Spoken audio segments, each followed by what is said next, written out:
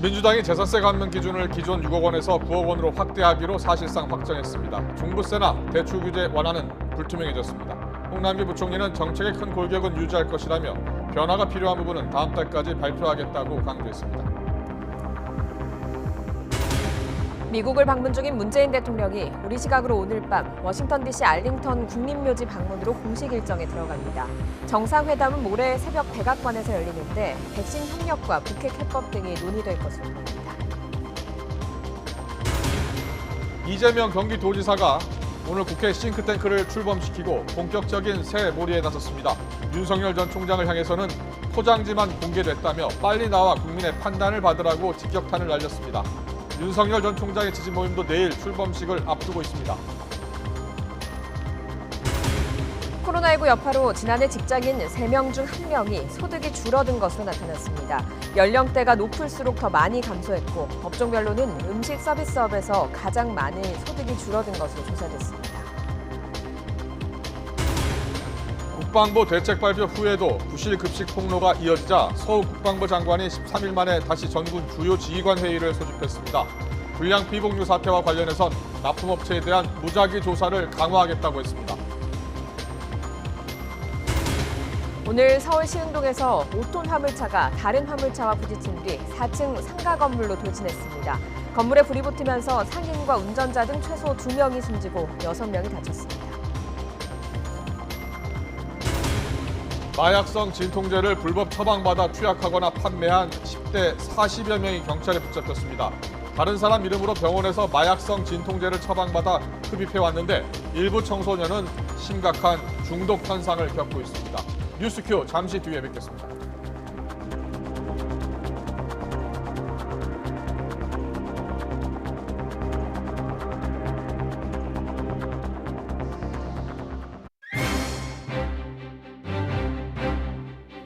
시청자 여러분 안녕하십니까? 가장 빠른 종합 뉴스 뉴스큐 시작합니다. 보궐선거와 당대표 선거 때 후보들이 들고 나왔던 부동산 대출 규제 완화, 세제 완화가 쉽지 않을 것 같습니다.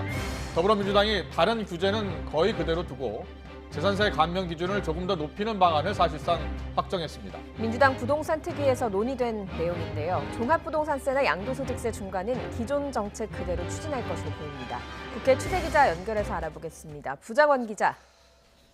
네, 국회입니다. 네, 오후 2시에 시작된 민주당 부동산 특위 계속 진행 중인 것으로 알고 있습니다. 자, 재산세를 일부 감면하자는 쪽으로 의견이 모아지고 있다고요? 예, 그렇습니다. 민주당 부동산 특별위원회가 전체 회의를 진행 중인데요. 오후 2시쯤 열렸으니까 2시간 가까이 경론을 벌이고 있는 겁니다. 오늘 회의에선 부동산 관련 세금과 대출 규제를 대폭 완화하자는 이른바 송영길표 부동산 정책의 윤곽이 드러날 전망입니다. 일단 1가구 1주택자 재산세 감면 기준을 기존 6억 원 이하에서 9억 원 이하로 상향하기로 어느 정도 의견이 조율됐고 정부와도 공감대를 이뤘습니다. 이번 회의로 당장 확정되는 건 아닌데 일단 여당의 중론으로 확인된다면 재산세 감면 대상이 확대될 가능성이 커집니다. 다만 일부 의원들의 반대 의견이 있는 만큼 최종안은 오는 24일로 예정된 의원총회를 거쳐서 나올 전망입니다. 재산세뿐만 아니라 또 쟁점이 된 게 바로 종합부동산세와 양도소득세 중과 유예 여부인데요. 윤호중 원내대표를 비롯해 당내 부정적 여론이 큰 상황이어서 종부세 부과 기준은 그대로 유지하고 양도세 중과세는 유예 없이 6월부터 실시할 가능성이 높습니다. 송영길 대표가 제안했었던 주택담보대출 비율 LTV 90% 완화 등 대출 규제 방안도 현재로선 추진이 쉽지 않아 보입니다. 그동안 부동산 정책 완화에 제동을 걸어온 강병원 최고위원은 오늘 아침 CBS 라디오에 출연해 재산세를 뺀 나머지 규제는 그대로 추진될 거라고 선을 그었습니다. 국민의힘은 늦었지만 다행이라면서도 재산세 감면 확대만으론 실효성이 있겠느냐고 의구심을 드러냈습니다. 국민의힘 부동산시장 정상화 특별위원장인 송석준 의원은 YTN과의 통화에서 양도세와 종부세, 공시지가에 대한 조정까지 종합적으로 봐야 한다고 지적했습니다. 이어 국민의힘은 그동안 검토한 내용을 종합해 이르면 내일 획기적인 부동산 대책을 내놓을 방침이라고 덧붙였습니다. 네, 여야 정치권 상황도 짚어보겠습니다. 민주당에서는 이재명 경기지사가 오늘 싱크탱크를 출범하면서 본격적인 대선 새몰이에 나섰는데요. 국민의힘은 나경원 전 의원 그리고 이준석 전 최고위원 등의 출마 선언으로 당권 경쟁 대진표가 짜인 거죠. 네, 그렇습니다. 이재명 경기도지사의 싱크탱크 역할을 할 대한민국 성장과 공정을 위한 국회 포럼 줄여서 성공포럼이 오늘 출범식을 가졌습니다. 공동대표를 맡은 김병욱 민향배 의원을 포함해 현역 의원 34명이 참석했는데요. 최근 15,000명 규모의 외곽 지지 모임이 출범한 데 이어서 이 지사의 대권 행보를 위한 세력 결집이 본격화하는 모습입니다. 출범식에 참석한 이재명 지사는 성공포럼이 지향하는 성장과 공정의 가치를 언급하면서 자신이 평소 국가적 과제로 주장했던 공정성장의 기치를 거듭 강조했습니다. 직접 들어보겠습니다. 공정성의 회복이 성장의 토대가 됩니다. 공정과 성장은 따로 떨어진 대립되는 개념이 아니라 성장을 위한 정말 핵심적이고도 필수적인 개념이라고 생각됩니다. 이 지사의 경쟁자인 이낙연 전 대표와 정세균 전 총리는 이미 캠프 구성 논의에 들어간 데 이어서 이재명 지사까지 진용을 갖추며 이제 이른바 빅3 주자 간 지지세 경쟁이 본격화되고 있습니다. 이낙연 전 대표는 지지조직 신복지포럼과 연대와 공생심포지움으로 현역 의원 40여 명이 함께하고 있고 정세균 전 총리도 광화문 포럼에 현역 의원 70여 명이 참여하면서 세를 확인했습니다. 이미 대권 경쟁에 돌입한 민주당과는 달리 국민의힘은 오는 6월 11일 전당대회를 앞두고 차기 당권 경쟁이 치열해지고 있습니다. 그동안 당권 도전을 고민했던 나경원 전 의원이 고심 끝에 당대표 출마를 공식으로 선언했고 일찌감치 출마를 선언했던 이준석 전 최고위원도 오늘 당대표 경선 출마를 공식화했습니다. 두 사람의 출사표 직접 들어보겠습니다. 당대표로 나서는 것이 맞는지 많이 고민했습니다. 어려운 이 당대표 자리를 맡아서 이 대한민국 국민이 승리하는 그런 정권 교체를 반드시 이루어내야 되겠다 하는 그러한 각오로 이 자리에 섰습니다. 이제 솥을 깨고 배를 가라앉혀야 합니다. 더 이념 논쟁과 지역 구도로 우리가 확장할 수 있는 지지층은 없습니다. 미래 세대를 향해 우리가 바뀌어 나가는 것이 유일한 길입니다. 여론조사 1, 2위를 다투며 인지도를 갖춘 두 후보의 출마 선언으로 국민의힘 당권 구도의 퍼즐이 맞춰지고 있습니다. 조영 전 원내대표와 조경태, 조혜진, 홍문표, 윤영석 의원 등 중진 후보들과 이에 맞서는 초선의 김웅, 김은혜 의원, 최연소인 이준석 전 최고위원 등 신진들의 대결 양상이 펼쳐지고 있습니다. 지금까지 당대표 출마를 선언한 후보는 모두 10명인데 오는 28일 예비경선에서 컷오프를 통해 5명으로 압축될 전망입니다. 초반 판세만 놓고 보면 중진들은 정치 경륜과 당원들의 지지를, 신예들은 개혁과 쇄신을 기치로 일반 국민 여론조사에서 강점을 보이며 당권 경쟁의 기치에 관심이 쏠리고 있습니다. 지금까지 국회에서 YTN 부장원입니다. 문재인 대통령이 미국 워싱턴 DC에 도착해 현지 3박 4일간의 일정에 들어갔습니다. 바이든 미국 대통령과의 첫 한미 정상회담은 우리 시각으로 모레 새벽에 열리는데요. 문 대통령은 첫날은 공식 일정 없이 회담 준비에 전념할 것으로 보입니다. 나연수 기자입니다. 조 바이든 미국 대통령과의 첫 대면을 앞둔 문재인 대통령이 미국 워싱턴 DC에 도착했습니다. 취임 후 4번째이자 2년 1개월 만에 워싱턴 방문입니다. 코로나19 여파로 수행원 규모가 대폭 줄었고 이번에는 부인 김정숙 여사도 동행하지 않았습니다.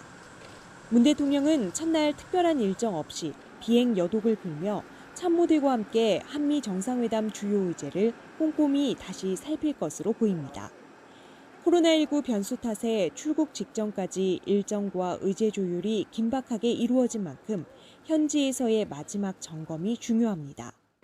공식 일정은 방미 이튿날 알링턴 국립묘지를 찾아 무명용사의 묘에 헌화하는 것으로 시작합니다.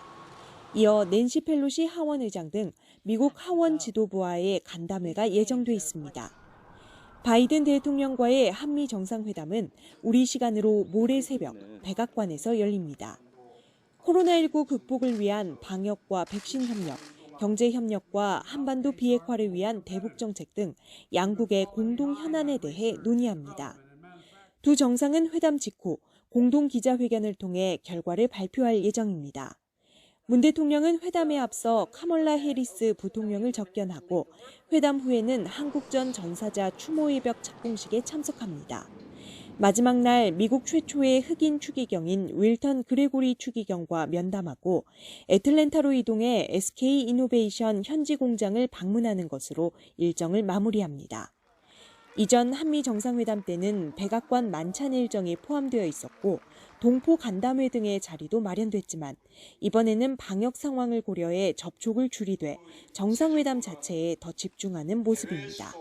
YTN 나윤수입니다. 대한민국 제47대 국무총리이자 현 정부 세 번째 국무총리로 김부겸 총리가 취임한 지 일주일도 지나지 않았습니다. 부동산 문제, 코로나19 극복, 또 국민 통합 등 적지 않은 과제가 놓여 있습니다. 김부겸 총리 만나보겠습니다. 정부 서울청사를 중계차로 연결합니다. 총리님 나와 계시죠? 네, 안녕하십니까? 네, 김부겸입니다. 안녕하십니까? 예. 네, 바쁘신데 이렇게 연결해 주셔서 감사합니다. 바로 첫 질문 드리겠습니다. 대통령께서 지금 한미 정상회담을 위해 미국을 방문 중이신데요. 아무래도 정상회담과 관련된 사안을 언급하시긴 좀 조심스러우시겠습니다만 국민적 관심사니까요. 미국과의 백신 스와프 성사될지가 관심인데 어떻게 전망하십니까? 예, 소압이라기보다도 이제 예. 백신이라는 것은 전 지구적 이슈가 되었습니다. 한국과 미국 간에 여러 가지 긴밀한 협력을 통해서 이 지구적으로 이 백신을 가지고 서로 잘 공급하는 것, 또 중요 기술들에 대해서 서로 간에 양해하고 한국을 바로 백신 생산의 허브 기지화하는 것, 뭐 이런 등등이 논의될 것으로 알고 있고요. 아마 관련 장관들도 여기 곧 출국하는 것으로 알고 있습니다. 네. 그리고 또 관심이 이 한국을 백신 허브로 만드는 방안이 지금 거론되고 있잖아요. 노바백스 백신 사례처럼 네네. 이 mRNA 백신의 추가 기술 이전 같은 그런 협력도 기대해 볼 수 있을까요?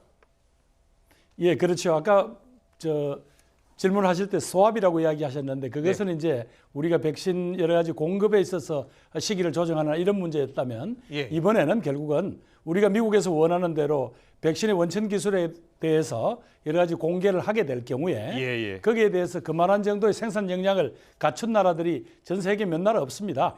바로 한국이 그런 역할을 할 수 있다라는 그런 이야기입니다.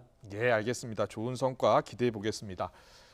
그리고 소상공인 자영업자들을 위한 코로나 손실보상법 있지 않습니까? 소급 적용을 놓고서 그렇습니다. 진통입니다. 벌써 넉 달째 제자리 걸음인데요.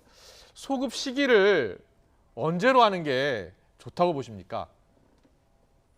조금 국회에서 논의가 더 진전되는 것을 지켜보아야 합니다. 왜냐하면 여러 업종 간의 형평성 문제하고 그리고 분명한 것은 정부의 요구에 따라서 문을 닫았던 그분들에 대해서 어떤 형태로든지 손실 보상을 해야 된다는 데 대해서는 정부도 이견이 없습니다.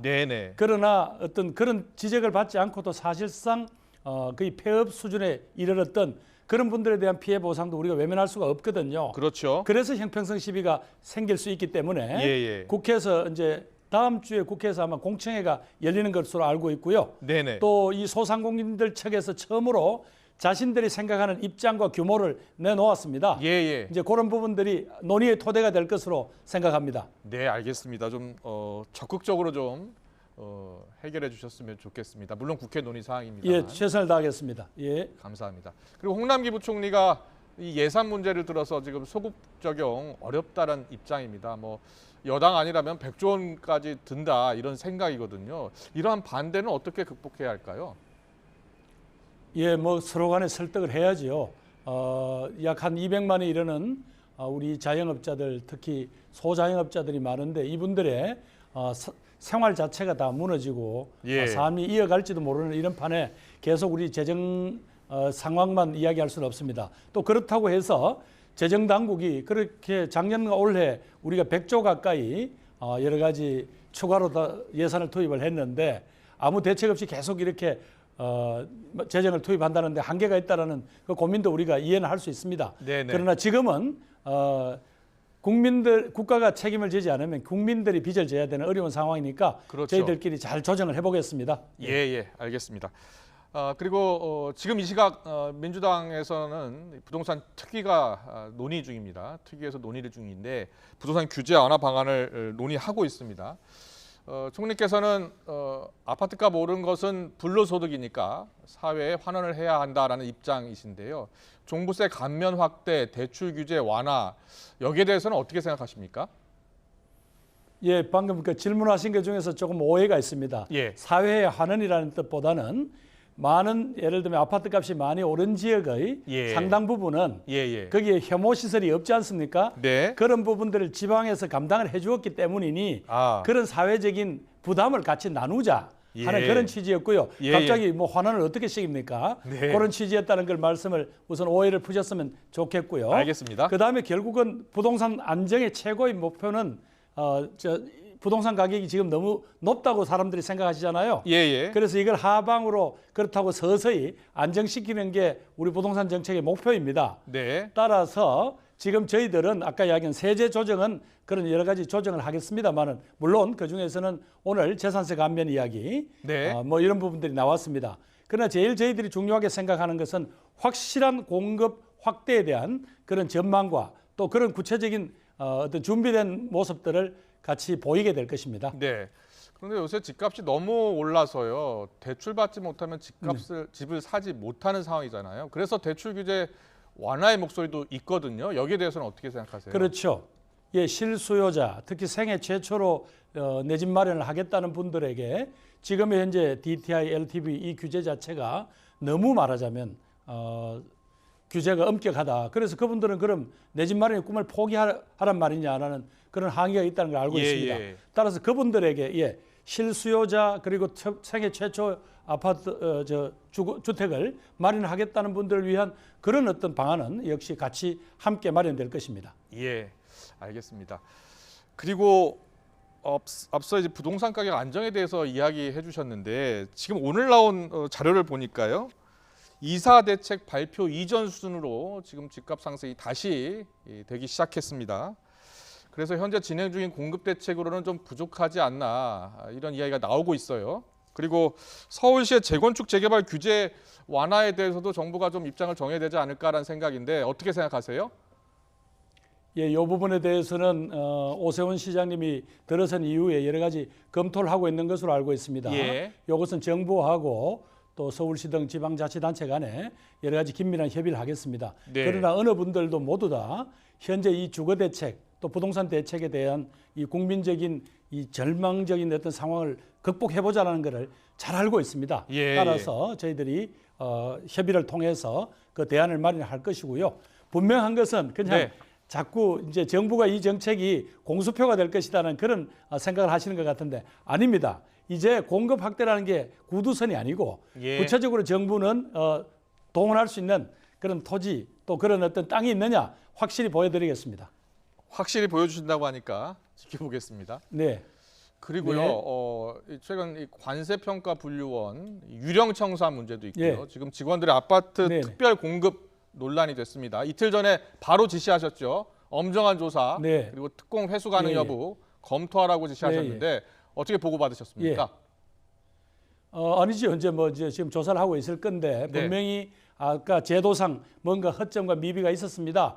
그 점은 우선 정부 당국자로서 부끄럽게 생각하고요. 예. 국민 여러분 조금 더 지켜봐 주시면 이 문제에 대한 오해들 또 잘못된 부분들을 어떻게 시정하겠다는 것을 말씀을 드리겠습니다. 다만 네. 이 특공 제도를 유지할 필요가 있느냐라는 지적에 대해서 이미 지난 4월 5일 날 국민 여러분께서 답답하게 생각하시는 부분에 대해서 정부가 방안을 발표했고요. 그게 다음 주부터 이미 시행이 되도록 되어 있습니다. 따라서 정부가 아무 손 놓고 있었던 게 아니냐는 비판은 조금 오해가 있으시다 이렇게 변명을 드리겠습니다. 예, 뭐 공급을 20%로 제한하는 그런 방안 말씀하시는 거죠? 뿐만 아니라 이제는 예.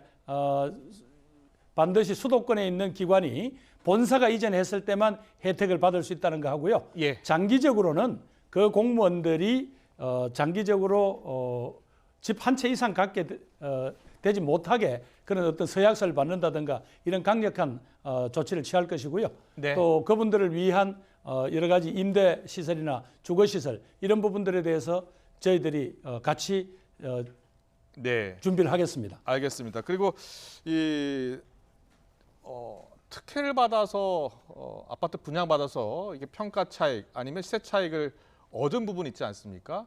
이 부분은 네네. 회수할 수 있으면 회수가 돼야 한다는 목소리가 높습니다.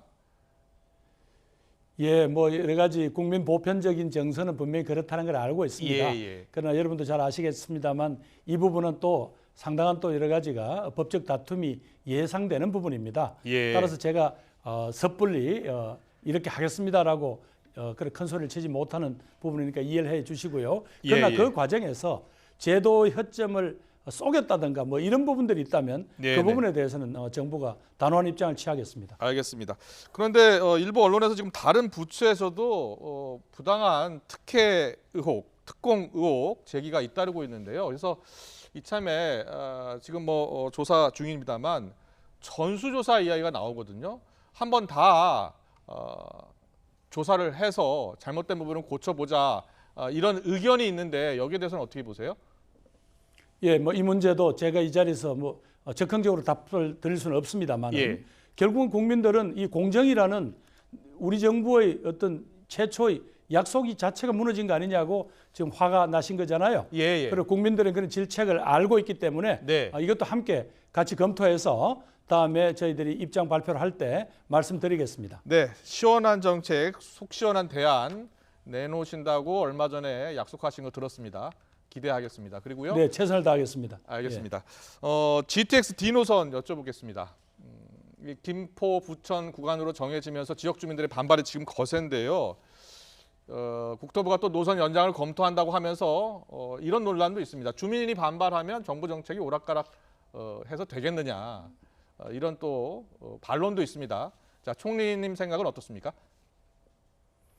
예, 특히 이 지역 주민들이 가지고 있는 기대 또 거기에 따른 또 실망을 잘 알고 있습니다. 예. 아마 국토부 신임 장관도 그렇게 해서 어떻게 하면 이 문제가 결국은 수도권 주민들의 어떤 삶의 질을 향상시켜야 된다라는 그런 목표에서 출발한 것 아니겠습니까? 예. 그런 관점에서 이것들을 잘 살펴서 주민들의 그런 어떤 간절한 요구도 저희들이 반영을 할 수 있는 그걸 찾겠습니다. 예. 다만 지금 현재 최초에 발표했던 GTX D 노선 자체가 네. 원래는 정부안이 아니었습니다. 아, 그래서 예. 여기저기 기대 섞인 분들의 안들이 막 여기저기에서 모여져서 그래서 조금 이 것에 대해서는 면밀한 검토가 필요하지만 분명한 것은 예. 그분들이 일종의 말하자면 우리를 위한 아무런 대책이 아니다라는 그런 그분들의 비판에 대해서 저희들이 잘 알고 있습니다. 예. 분명히 어떤 형태로든지 보완을 하도록 하겠습니다. 네.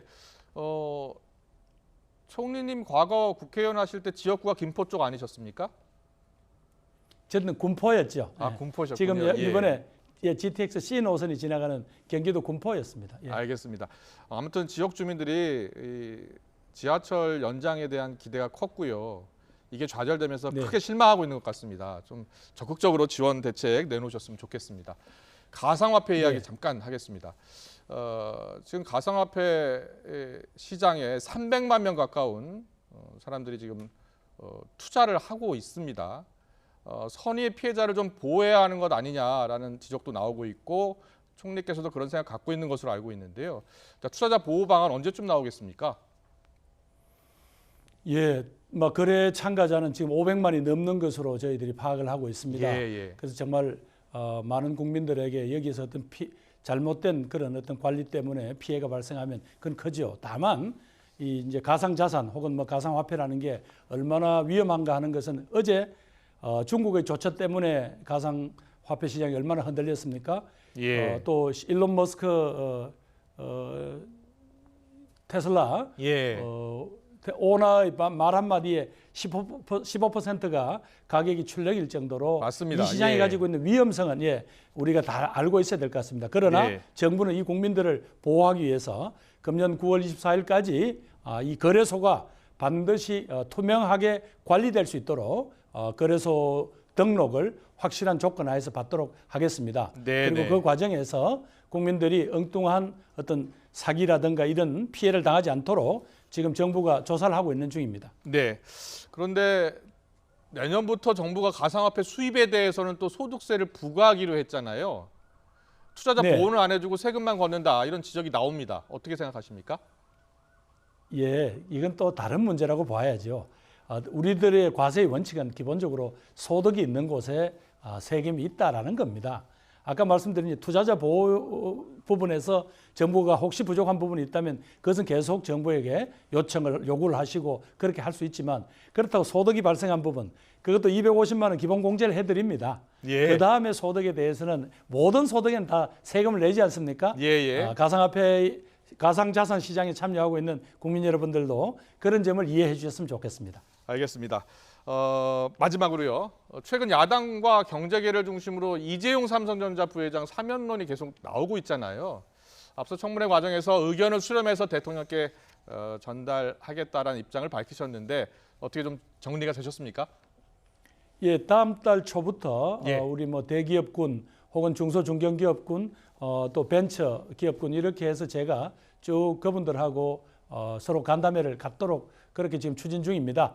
거기서 어떤 좋은 의견이 나올 겁니다. 네. 그리고 특히 이재용 회장이라는 분에 대한 여러 가지 재계의 그런 어떤 요구나 기대도 있을 거고요. 이런 부분들을 제가 잘 정리해서 대통령께 전달을 드리겠습니다. 잘 아시겠지만 사면이야말로 헌법이 대통령께 부여한 아주 고유의 권한이고 그런 점에서 대통령께서도 이런 어떤 각종 분야의 그런 예, 의견들을 잘 고려하시지 않겠나 그렇게 생각합니다. 네, 알겠습니다. 사실 총리로 취임하신 지 일주일도 지나지 않았는데 너무 어려운 질문을 많이 드리지 않았나라는 생각도 듭니다. 앞으로 어떤 총리가 되겠다 우리 국민들께 약속해 주시죠. 예, 존경하는 국민 여러분, 이 코로나19라는 이 감염병과의 싸움 벌써 이제 2년 가까이 1년 반이 지나가고 있습니다. 여러분들이 협력해 주셔서 모든 국민들이 백신을 접종하면 이제 우리는 이 감염병과의 싸움에서 이길 수 있습니다. 정부를 믿어주시고 백신 확보 충분합니다. 안정성 정말이지 우리 전 세계적으로 우리 대한민국 빠지지 않습니다. 저희들 믿어주시고 함께 하신다면 이 어려움 극복할 수 있고 그 이후에 우리 정부는 국민 여러분들과 함께 적어도 사회 양극화 극복을 위한 것 또 여러 가지 탄탄한 사회 안전망 만들어서 정말 자부심을 느낄 수 있는 대한민국 한번 만들어 보겠습니다. 국민 여러분 믿고 정부에 협조해 주실 것을 간절히 호소드립니다. 네, 총리님 취임 초에 지금 굉장히 바쁘실 텐데 이렇게 출연에 응해주셔서 대단히 감사합니다. 현장에서 답을 찾는 그런 총리가 되겠다고 해주셨습니다. 많은 기대해 보겠습니다. 오늘 출연해 주셔서 고맙습니다. 예, 감사합니다. 최선을 다하겠습니다.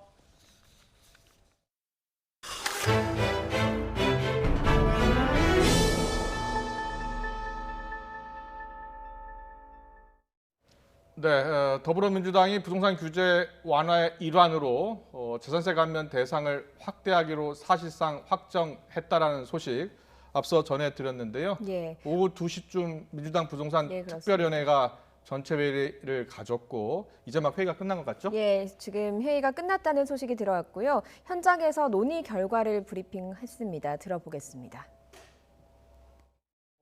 제가 그동안 언론인 여러분들께서 저한테 무수히 전화를 주셨는데 한 통화도 안 받았어요. 그랬더니 어떤 언론사는 사장님들이 저한테 전화하시더라고.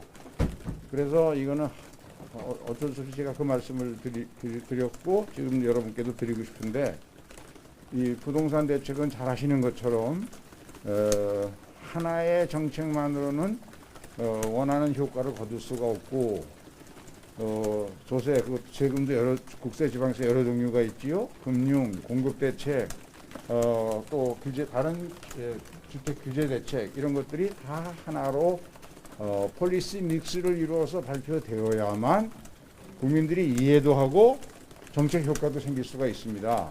그런데 그동안은 제가 지금 특위가 구성된 지 아직 열흘밖에 안 됐거든요. 매일 하루에 여러분들이 지켜보셨던 것처럼 서너 시간씩 회의를 하면서 정부 부처와 관련 전문가와 우리 특위위원들과 관련 분과위원회와 계속 협의를 해서 대안을 찾아보고 현황을 검토하는 단계까지가 끝난 단계이고 오늘 처음으로 그 대안들을 어떻게 폴리시 믹스를 만들 거냐를 가지고 오늘 처음 논의를 시작했습니다. 이 논의 과정은 앞으로 우리 고문단 지도부 자문위원들 간의 협의도 거쳐야 되고요. 그 다음에 의총을 거치고 당정협의도 거쳐야 됩니다. 그 과정에서 내용은 얼마든지 바뀌고 변경될 수가 있습니다. 그래서 그런데 우리 특위위원들이나 제가 여러분들의 질문에 물어보시면 답을 안 할 수가 없고, 그래서 그렇게 되면 정책의 혼선만 이야기하고 나중에 바뀔 가능성이 아주 많기 때문에 언론의 신뢰에도 문제를 줄 수 있고, 그래서 제가 결심한 것이 내가 욕을 먹더라도 전화를 안 받는 게 언론에. 네, 김진표 더불어민주당 부동산 특위위원장의 브리핑 잠깐 들으셨는데요. 지금 들으신 것처럼 당초 재산세 감면 기준을 좀 완화하는 방향으로 결정이 될 것 같다라고 했는데 김진표 위원장의 말을 들어보면 아직 확정된 것은 아니다. 예. 그리고 공급 대책, 대출 규제 완화 관련 대책, 그리고 뭐 재산세 관련 세 관련 대책, 이 모든 대책을 좀 더 논의해서 한꺼번에 발표를 하겠다 이러면서 말을 아꼈습니다. 예, 그렇습니다. 방안을 성급히 발표했다가 오히려 정책의 혼선을 일으킬 우려가 있다. 이런 이야기도 전했습니다. 관련 내용은 좀 더 자세히 들어오는 대로 다시 한번 정리해서 전해드리겠습니다.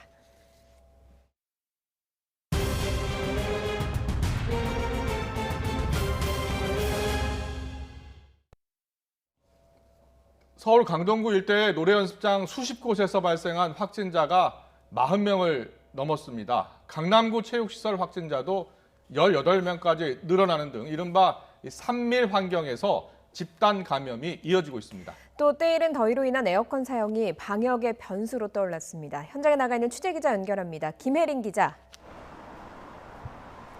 네, 서울 강동구 노래연습장 앞에 나와 있습니다. 네, 이 집단 감염이 발생한 노래 연습장, 이 관련 확진자가 많이 늘었네요. 네, 이 노래연습장에서는 지난 11일 종사자 1명이 첫 확진 판정을 받은 뒤 지금까지 파악된 확진자만 41명에 달합니다. 인근 노래연습장 종사자 20명, 그리고 방문자 10명, 가족과 지인 등 11명입니다. 역학조사 결과 환기가 어려운 지하 공간에서 노래를 불렀던 것이 감염 확산의 원인으로 추정되는데요. 강동구는 어제 확진자가 다녀간 것으로 파악된 관내 노래연습장 25곳을 공개했습니다. 또 주민들에게 긴급 재난 문자를 발송하고 지난 1일부터 14일까지 해당 노래연습장을 방문한 경우 코로나19 검사를 받아달라고 요청했습니다. 아직 역학조사가 진행 중인 만큼 추가 확진자가 늘어날 가능성이 큽니다.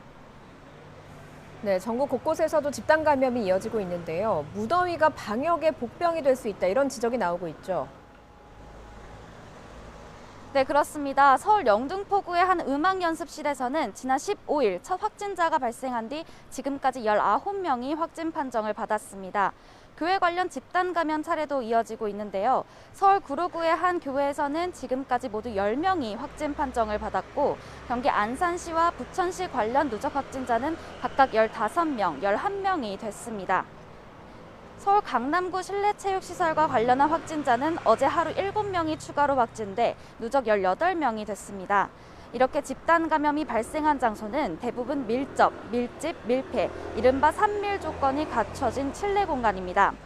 문제는 아직 5월인데도 지난 14일 서울의 최고 기온이 30도를 넘기고 잦은 비가 계속되는 때이른 무더위로 에어컨 사용이 늘고 있다는 점인데요. 최근 미국 질병통제예방센터는 공기 흡입을 통한 감염을 코로나19 주요 전파 경로로 지목했고 방역당국도 환기가 안 되는 밀폐된 실내 공간에서는 공기를 통한 전파가 가능하다고 강조했습니다. 무더위와 비를 피해 실내로 들어간 사람들이 창문을 닫고 에어컨을 켜는 순간 산밀 환경이 만들어진다는 게 전문가들의 지적입니다.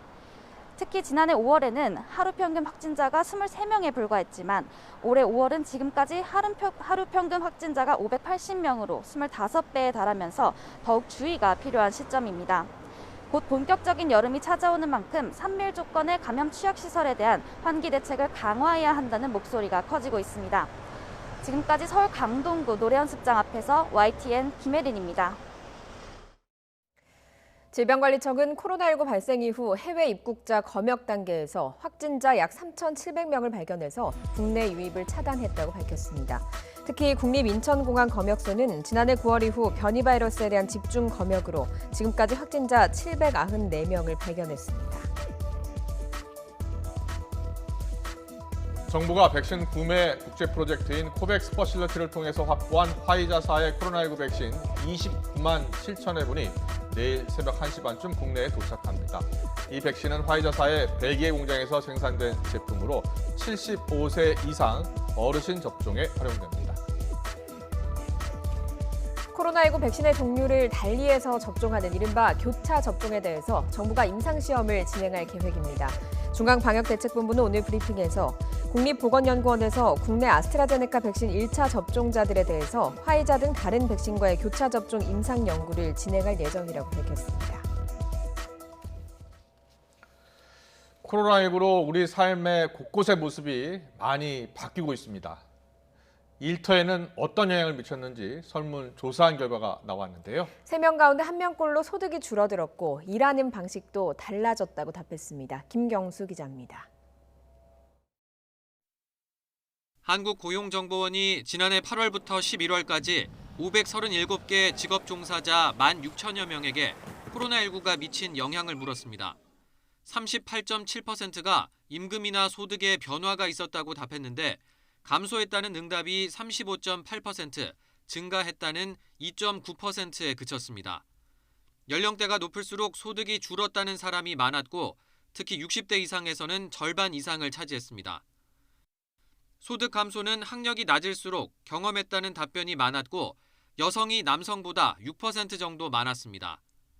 직업별로 보면 음식 서비스 관리자가 가장 많이 소득이 줄었고 이어 연극, 뮤지컬 배우, 모델, 선박 객실 승무원 순이었습니다. 반대로 소득이 증가했다는 응답은 택배원과 가정의학과 의사, 방역원, 온라인 판매원, 그리고 시스템 소프트웨어 개발자 순으로 높았습니다. 비대면 업무나 재택근무 등 일하는 방식이 달라졌다는 응답은 35%를 차지했습니다. 근무 시간이나 고객 수를 포함해 일의 양이 감소했다는 답변은 46.3%로 절반 가까이 차지했습니다. 일이 늘었다는 답변 비율은 음식 배달원과 택배원, 온라인 판매원 순으로 높았습니다. 코로나19로 비대면 경제가 확산한 영향을 그대로 보여줍니다. 반면 보험 모집인이나 무용가, 여행 사무원, 선박 객실 승무원 등은 일이 줄었다는 답변이 100%로 코로나19 여파가 심각한 직업군이었습니다. 서비스직 내에서도 생활의 필수 요소인 의식 및 의료보건 관련직에 대한 수요는 크게 증가했지만 여행이나 문화와 같은 비필수 관련직에 대한 수요는 크게 감소한 것으로 나타났습니다. 고용정보원은 비대면 서비스와 디지털화로 일감과 수입이 줄어드는 직업 종사자들의 고용 안정성을 위해 소득 지원과 직업 훈련이 필요하다고 밝혔습니다. YTN 김경수입니다. 오늘 오전 11시쯤 서울 금천구 시흥동에서 5톤 화물차가 다른 화물차와 부딪힌 뒤 상가 건물로 돌진했습니다. 이 여파로 건물에 불이 나서 지금까지 8명이 다치거나 숨진 것으로 파악됐습니다. 현장에 취재기자 나가 있습니다. 김다연 기자. 네, 서울 금천구 화재 현장에 나와 있습니다. 네, 지금 뒤로 보니까 일단 불길은 완전히 잡힌 것 같은데요. 현장 상황 어떻습니까? 네, 불은 2시간 전쯤 꺼졌습니다. 보시면 현장엔 아직 이렇게 노란 통제선이 쳐져 있고요. 조금 전까지는 바닥에 남은 잔해를 정리하는 작업과 또 연기를 빼내기 위해서 창문을 부수는 작업이 진행이 됐습니다. 제 뒤로 보이는 새까만 건물이 불이 난 곳입니다. 2층과 3층은 보시다시피 안이 훤히 들여다 보일 정도로 외벽이 뜯겨 나간 상황인데요.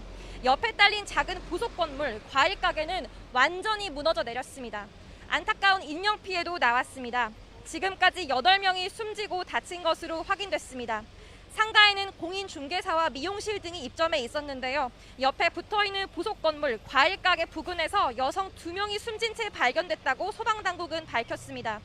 40대 운전자는 화상을 입어 병원으로 옮겨졌고 건물 안에 있던 사람들도 찰과상 등을 입어 모두 6명이 다쳤습니다. 불이 난 건 오전 11시쯤이었습니다. 앞서 5톤짜리 택배차와 1톤짜리 화물차가 부딪히는 사고가 났는데 그 충격으로 차가 건물로 돌진하면서 불이 났습니다. 저희 YTN이 확보한 맞은편 가게 CCTV를 보면 화물차가 건물을 들이받은 뒤 5초쯤 뒤 불길이 치솟는 걸 확인하실 수 있는데요. 이후 시뻘건 불길이 5층짜리 건물을 단숨에 집어삼켰고 소방당국은 한때 담당 소방서 인력과 장비가 모두 동원하는 대응 1단계를 발령하기도 했습니다. 화재 목격자들은 펑 하는 큰 소리도 여러 차례 들렸고 또 부근 가게 유리창이 깨질 정도의 위력이었다고 화재 당시를 설명했습니다. 불이 난 건물 우측 가장자리에 가스 배관이 있는 것으로 확인됐는데요. 경찰과 소방당국은 차 사고 충격으로 가스 배관이 망가져 불이 번진 것으로 보고 정확한 화재 원인을 조사하고 있습니다. 지금까지 서울 금천구 화재 현장에서 YTN 김다연입니다. 네, 국방부의 종합대책에도 부실급식 제보가 잇따르자 서욱 국방부 장관이 다시 주요 지휘관 회의를 소집했습니다. 부실급식 문제 등을 둘러싼 전반적인 개선 방안을 논의할 예정인데요. 국방부 취재기자 연결해서 알아봅니다. 김문경 기자. 네, 국방부입니다. 네, 지난 7일에 이어서 다시 지휘관 회의가 열리는 겁니다. 상당히 이례적인 것이라고요. 네, 그렇습니다. 13일 만에 다시 주요 지휘관 회의가 잠시 후에 열리는데요.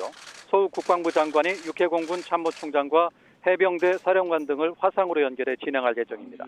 13일 만에 다시 지휘관 회의를 여는 건 국방부가 지난 7일 내놓은 장병 처우 개선 종합대책이 일선 부대에서 잘 지켜지지 않는 데 따른 것이라는 지적도 제기됩니다. 앞서 휴가 복귀 후 격리 중이던 중부지역 공군 부대에서 근무하는 병사가 급식이 부실하다며 문제를 제기했고 육군 11사단 예하부대 소속이라고 밝힌 병사는 점심으로 멀건국과 삼치조림, 방울토마토가 전부였고 김치는 쉰내가 나서 받지 않았다며 못 먹어서 서러워 본 적이 있느냐는 하소연도 올렸습니다. 네, 그렇다면 이번 지휘관 회의에서 어떤 대책이 나올 것으로 예상됩니까? 네, 지난번에 이미 종합대책이 나왔기 때문에 별도의 대책이 나올 가능성은 높지 않습니다. 국방부는 이번 회의가 지난 7일 종합대책에 대한 중간 점검과 방역 실태 점검이라며 앞으로도 구체적인 이행 실태를 점검하는 회의를 정례화할 계획이라고 밝혔습니다. 이런 가운데 해군에서는 지난 18일 새벽 병사들이 술을 마시다 들키자 이를 적발한 간부와 몸싸움까지 벌인 사실도 드러났는데요. 술은 A 병사의 가족이 택배로 보냈고 생활관에서 마시다 이 같은 일이 일어난 것으로 확인됐습니다. 군의 부실급식 문제에 이어서 병사들의 기강회의에 이르기까지 내부 문제가 연이어 노출되고 있는 상황입니다. 또 계룡대 격리장병의 부실급식 주장에 대응하는 과정에서 엉뚱한 급식 사진을 올려서 허위 보고 논란이 일었던 것에 대한 국방부 감사는 모두 끝나 관련자 징계 여부를 놓고 고심 중입니다. 오늘 지휘관 회의에서는 이런 문제들을 전반적으로 논의한 뒤 엄정한 기강 확립이 재차 강조될 것으로 예상됩니다. 지금까지 국방부에서 YTN 김문경입니다. 네, 어린이집에서 또다시 학대 사건이 일어나 경찰이 수사에 나섰습니다. 서울 은평구의 한 국공립 어린이집에서 보육교사가 아이들이 토할 때까지 음식을 먹이고 발로 밟기까지 했다는 의혹이 나온 건데요. 전문가 연결해서 이야기 들어보겠습니다. 이호선 숭실사이버대 기독교 상담복지학 과장 연결하겠습니다. 교수님 나와 계시죠? 안녕하세요. 반갑습니다. 예, 반갑습니다. 일단 잊을만 하면 계속해서 어린이집 보육교사 학대 소식이 들려오고 있습니다. 이번 사건 보시면서 어떤 문제가 있다고 보셨습니까? 일단은 가장 안전해야 될 보육시설에서 이 스스로를 보호할 수 없는 아동들 상황이 반복된다는 게 너무 안타깝고요. 예. 근데 지금 이번 학대 내용만 볼 때에는 사실 이번 사건과 관련해서는 교사의 자질이 일단 가장 큰 문제로 보이긴 합니다. 조금 전에 말씀하셨습니다만 아이를 신체적으로 학대했을 뿐만 아니라 뭐 곤충 무서워하는 곤충 장난감으로 겁을 준다든지 또 구토하는 과정에서 뭐 계속 먹인다든지 이런 방식으로 신체 학대와 정서 학대가 좀 다차원적이고 상습적으로 일어났기 때문에 교사의 자질이 좀 문제로 보이긴 합니다만 그럼에도 불구하고 동료 교사의 방임도 그 안에 들어가 있었고 또 원장의 보육교사에 대한 관리 문제도 있고요. 인성교육, 업무 스트레스 굉장히 오랫동안 얘기됐던 총체적인 이 보육시설의 문제가 이번에 한꺼번에 나타난 게 아닌가 싶습니다. 예, 방금 잠시 언급을 해주셨습니다만 다른 교사, 같은 반 교사가 아이들을 학대한 걸 알고 있으면서도 모른 척을 했다고 전해지고 있습니다. 일단 이 보육교사 같은 경우는 친고 의무자에 속하기도 하고요. 교육 같은 것도 받잖아요. 네네. 예, 맞습니다. 그런데 왜 그런 걸까요? 일단 말씀하신 대로 이제 모든 보육교사는 당연히 아동학대 신고 의무자이고요. 예. 그럼에도 불구하고 지금 학대 사실이 방조한 것으로 지금 의심이 되는 상황인데 일단 그 해당 교사와 말씀하셨던 이 방조했다라고 의심되는 교사는 권고사직이 된 상태입니다. 근데 지금 왜 그랬을까를 생각을 해보면 먼저는 아마 같은 반에 있었던 가해 교사와의 관계가 먼저 좀 고려가 됐을 것 같고요. 한 가지는 우리가 이런 그 학대 신고 의무와 관련해서 이 신고자의 신원이 어떤 식으로 관리되는가에 문제가 있는데 이게 일단 노출이 됐을 때 생겨난 여러 불이익들을 아마 고려하지 않았나 싶은 것이 익명이 되게 아닙니까? 네, 문제가 생겨서 이직을 하게 되면 사실 이전 원장들에게 이 교사가 어땠는가에 대한 평판을 묻는 경우가 굉장히 많은데 예. 이런 경우 본인에게 미칠 영향력이나 이런 것들을 고려해서 함구했을 가능성이 좀 있어 보입니다만 옳지 않은 선택이었고 잘못한 선택이었죠. 예, 어린이집 원장이 신고를 했거든요. 제보를 받고요. 그래도 지금 책임에서 자유롭지는 않을 것 같습니다. 어떻습니까? 지금 이 해당 어린이집 원장 같은 경우에는 뭐 학대 행위가 있었는지 나는 몰랐다 이런 입장을 취하고 있는데요. 예. 아무리 몰랐다 하더라도 기본적으로 우리가 아동복지법에 따라서 보육교사가 아동학대를 했을 때 그에 대한 행위에 대한 책임이 당연히 그 원장에게도 있고요. 근데 중요한 건 만일 이 학대 사실과 관련해서 이걸 알았거나 혹은 묵인했거나 하더라도 예. 이걸 어떻게 입증할 것인가 이건 좀 쉽지 않아 보이고요. 아까 잠깐 말씀하셨던 여러 그 아동학대 프로그램 뭐 이수교육 같은 게 있긴 합니다만 예. 이런 교육 자체도 원장이나 아니면 보육 교직원들도 다 의무적으로 받게 돼 있는데 이게 1년에 2시간입니다. 그래서 아동학대 그 예방 교육이 1시간이 있고 아동학대 신고 의무자 교육이 1시간 이렇게 온라인이나 아니면 오프라인으로 이렇게 시행을 하도록 되어 있는데 사실 이거 말고도 워낙에 교육들이 많은 상태여서 집중 교육도 되지 않은 상태고 그 교육에 대한 효과도 굉장히 의심스러운 상태이고 지금 이 원장 같은 경우도 몰랐다 얘기를 할 텐데 몰랐다라고 얘기하기에는 아마 스스로 이 상황을 피하기는 쉽지 않을 것 같고요. 특별히 이번에 이 어린이집이 받아야 될 요 심사와 관련된 게 끝나고 얘기를 해달라, 신고를 예. 해달라 이런 얘기를 한 걸 보면 이 부분에 대해서 책임 소지는 분명한 것 같습니다. 예, 얘기를 쭉 듣다 보니까 말씀하신 대로 좀 총체적인 문제가 진짜 터졌다 이런 생각이 듭니다. 그리고 뭐 들려오는 전문가들의 분석들에 따르면 어린이집 보육교사 자격증도 1년 만에 따는 건 너무 짧다 뭐 이런 지적도 있고요. 뭐 보육교사의 자질, 교육, 관리제도 모두 개선을 해야 될 것 같거든요. 어떤 대책이 필요하겠습니까?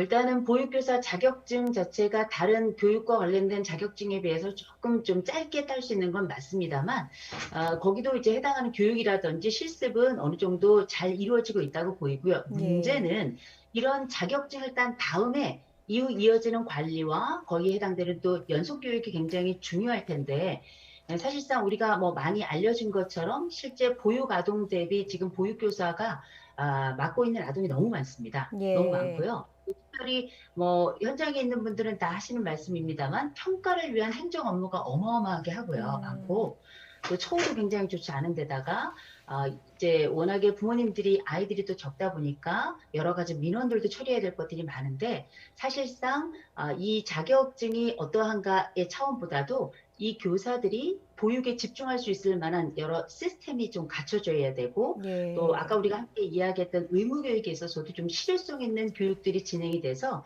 교사들의 자질을 이후 지속적으로 유지하고 향상하는 과정이 훨씬 더 좀 중요하지 않을까 싶습니다. 예, 부모님들 입장에서는 뭐 어제 그 은평구의 국공립 어린이집에 다니는 아이를 둔 부모님도 굉장히 울분을 토하시고 걱정스러울 수밖에 없는 상황인 거거든요. 아이들의 경우에는 너무 어리다 보니까 선생님한테 맞았다 이런 것들을 좀 표현하기가 어렵고 그걸 그냥 어린이집 가기 싫어 이런 식으로만 울면서 땡깡을 피우는 걸로 부모님들이 받아들이실 수도 있을 것 같습니다. 가정에서 좀 어떤 점들을 좀 면밀하게 살펴봐야 되겠습니까?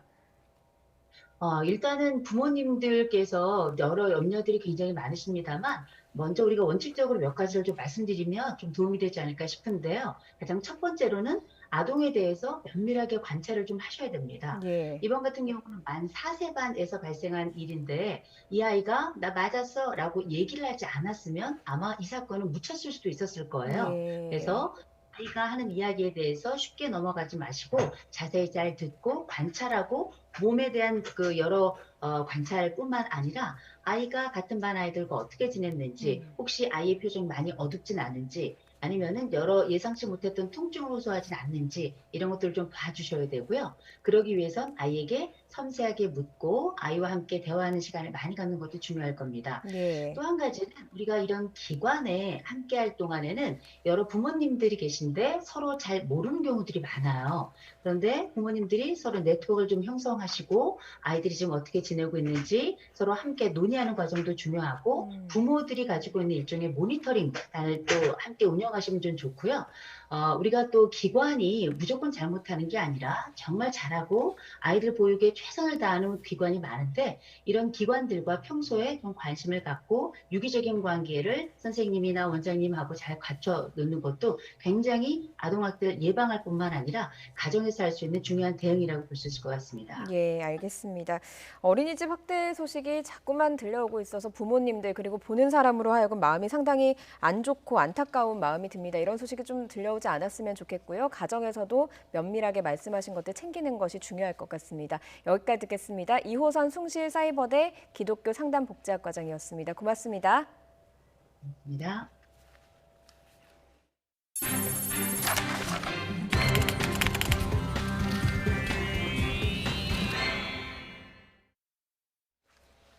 정치권 소식입니다. 국민의힘 나경원 전 의원과 이준석 전 최고위원이 오늘 당권 도전을 공식 선언하면서 당권 레이스 대진표가 완성됐습니다. 이런 가운데 대선 주자들의 기싸움도 점점 더 본격화하는 모양새입니다. 노동일 경희대 교수와 함께 짚어보겠습니다. 어서 오세요. 어서 오십시오. 안녕하세요. 안녕하세요. 국민의힘 당권 레이스 내용부터 볼게요. 나경원 전 의원 또 이준석 전 최고위원 당대표 출마를 공식적으로 선언했는데요. 자, 출마 선언부터 듣고 질문 시작하겠습니다. 아시다시피 이번 당대표는 정말 어려운 자리입니다.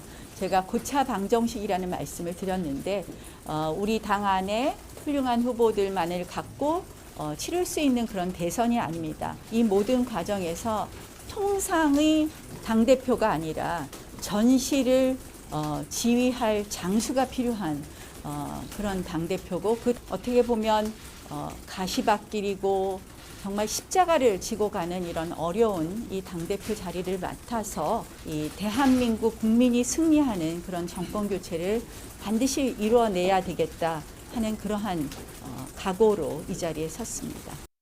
젊은 지지층의 지지를 영속화하려면은 우리는 크게 바뀌어야 됩니다. 제가 당대표가 되면은 우리는 다시는 진실과 정론을 버리지 않을 것이고 비겁하지 않을 것입니다. 극단적인 주장 그리고 극단적인 수단과 완전하게 결별하겠습니다. 능력 있는 사람이라면은 누구나 자신의 실력을 바탕으로 당에서 활동할 수 있도록 경쟁 선발제를 주요 당직에 도입하겠습니다. 네, 출마 선언 듣고 오셨는데요. 이 두 사람이요. 일반 시민 상대 여론조사를 해보면 1, 2위를 달리고 있어요. 그래서 아주 주목을 받고 있는데 관전 포인트를 어디에 두고 보면 좋겠습니까? 일부 조사에서는 이준석 전 최고위원이 좀 1등하고 있는 것도 있다는 거 아니겠습니까? 저는 국민의 입장에서 보면 굉장히 좀 바람직한 방향이 되고 있지 않는가 싶어요. 뭐 친박 비박, 뭐 친이 친박, 뭐 친문 비문 이런 싸움보다는 훨씬 생산적인 거죠. 영남 뭐 비영남 이런 것보다도 훨씬 나은 거고요. 일종의 세대 대결 구도인데 이번에 결국 서울시장 보궐선거 같은 데 보면 20대가 완전히 그 야당을 지지했기 때문에 상당히 좀 큰 차로 이겼다는 거 아니겠습니까?